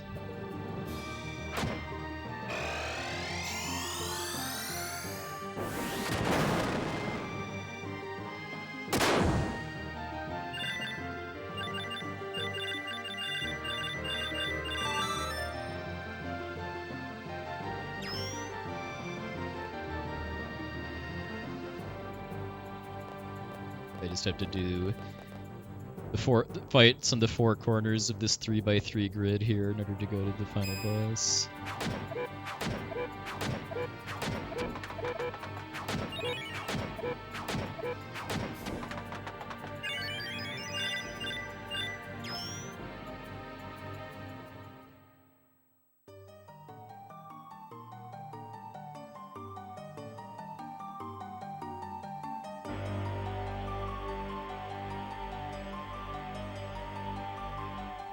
About 152, but still be a nice PB.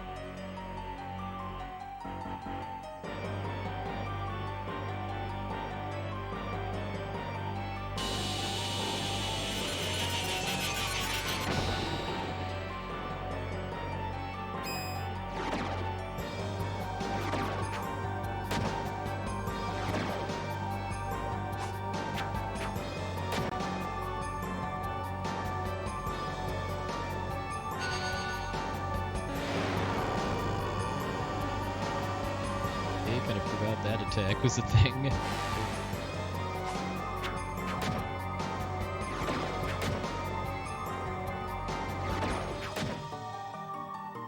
All right.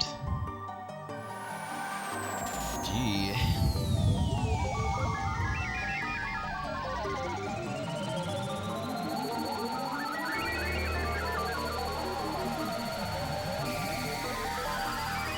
Yeah, thanks, everybody.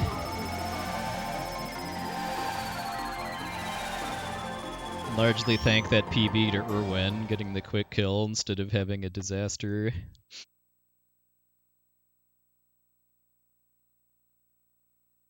Almost had the 152 too, but we'll have to save that for next time.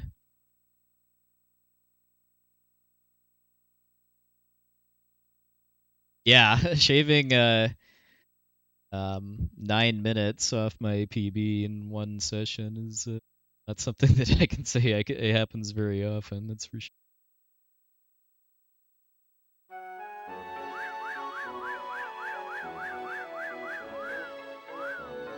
Hey, Team Rock, welcome in.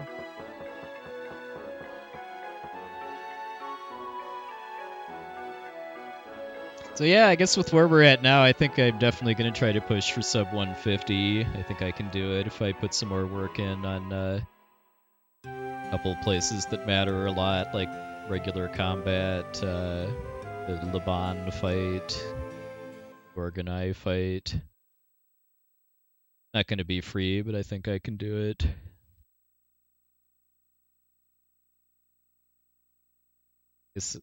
After that, we'll see if I want to keep going or move on to something else, because I'm definitely having enough fun with this game that I'd like to try at least one other speedrun category. Not multiple.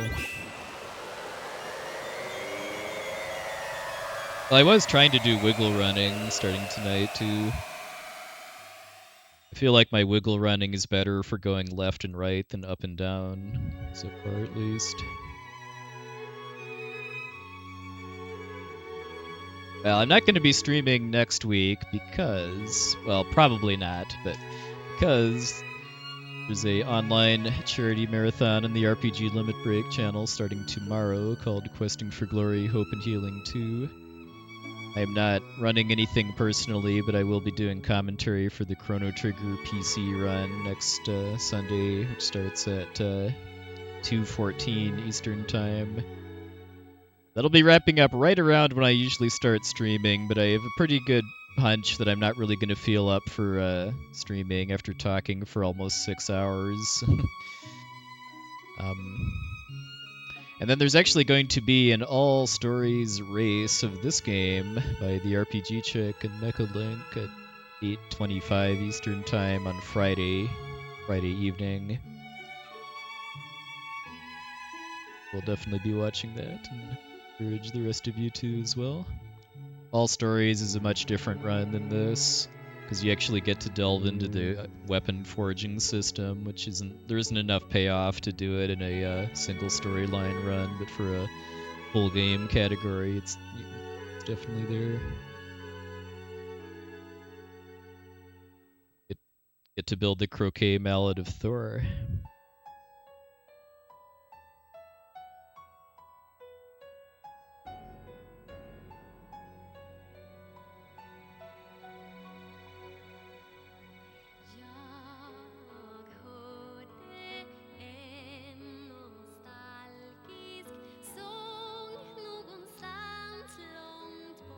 Are there going to be any donation incentives for the race?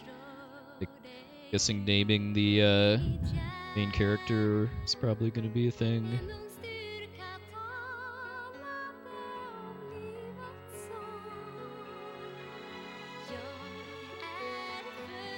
Ooh, save Dana, nice.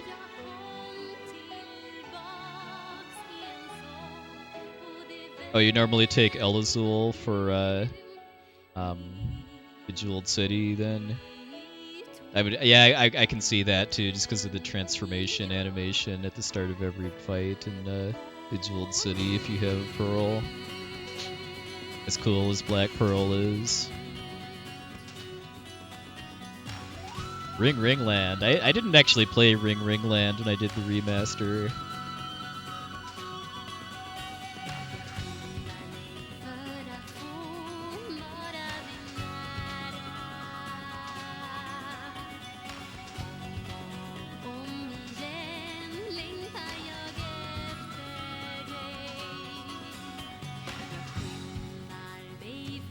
RNG land? Well, RNG land would be the lake area because of the Royal Hound fight. But yeah, let's see, the start of this run lost some time to previous PB. I'm not really sure why for Tea Time of Danger. I'm sure it was just the normal fights went worse. That's something I do need a lot of work on still. Jungle, both trips went alright. Still messed up the quick kill on Gorgon Eye, but I killed it a lot faster than the previous PB.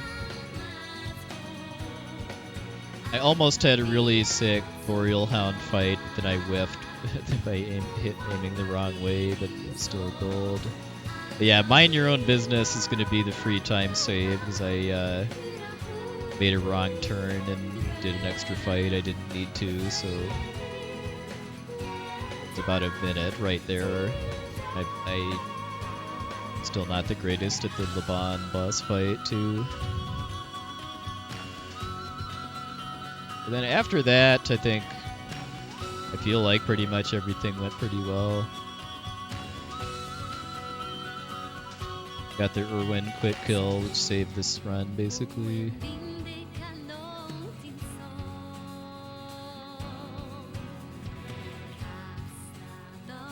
Yeah, I think the road to getting sub 150 is mostly going to be getting better at the regular encounters, plus the Laban fight, and then getting lucky where it matters, easy.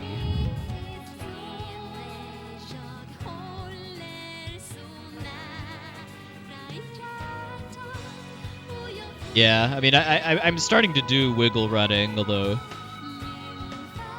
clearly it could be better, because I feel like my wiggling is the best when I'm just moving left or right. If I'm going like up or down or diagonally, it still leaves some to be desired.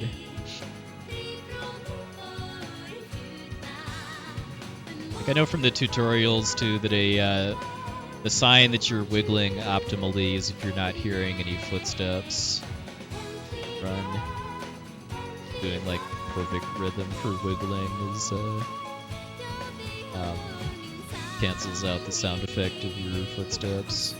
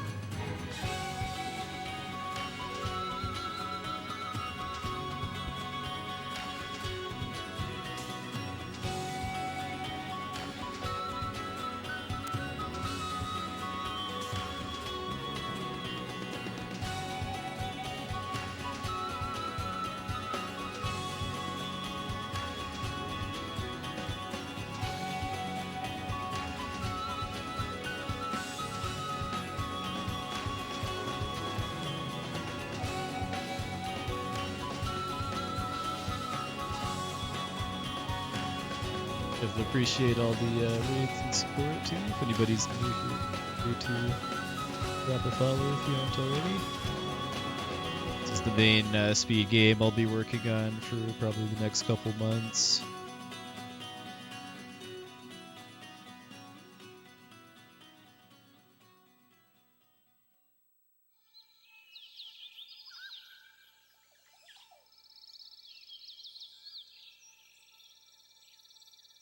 Might toss in a Mystic Quest run here and there too, just to fresh at that. But as far as actually like trying to get better times, I'm to focus on this right now.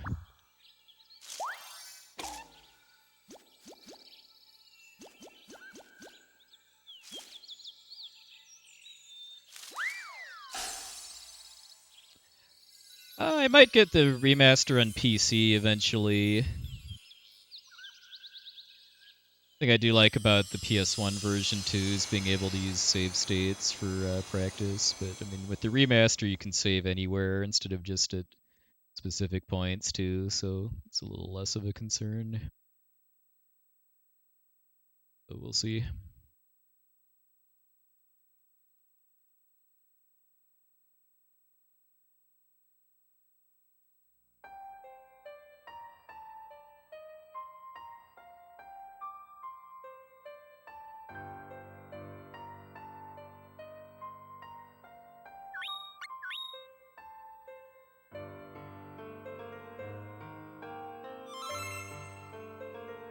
At 2:03 in-game time. 10-minute difference usually.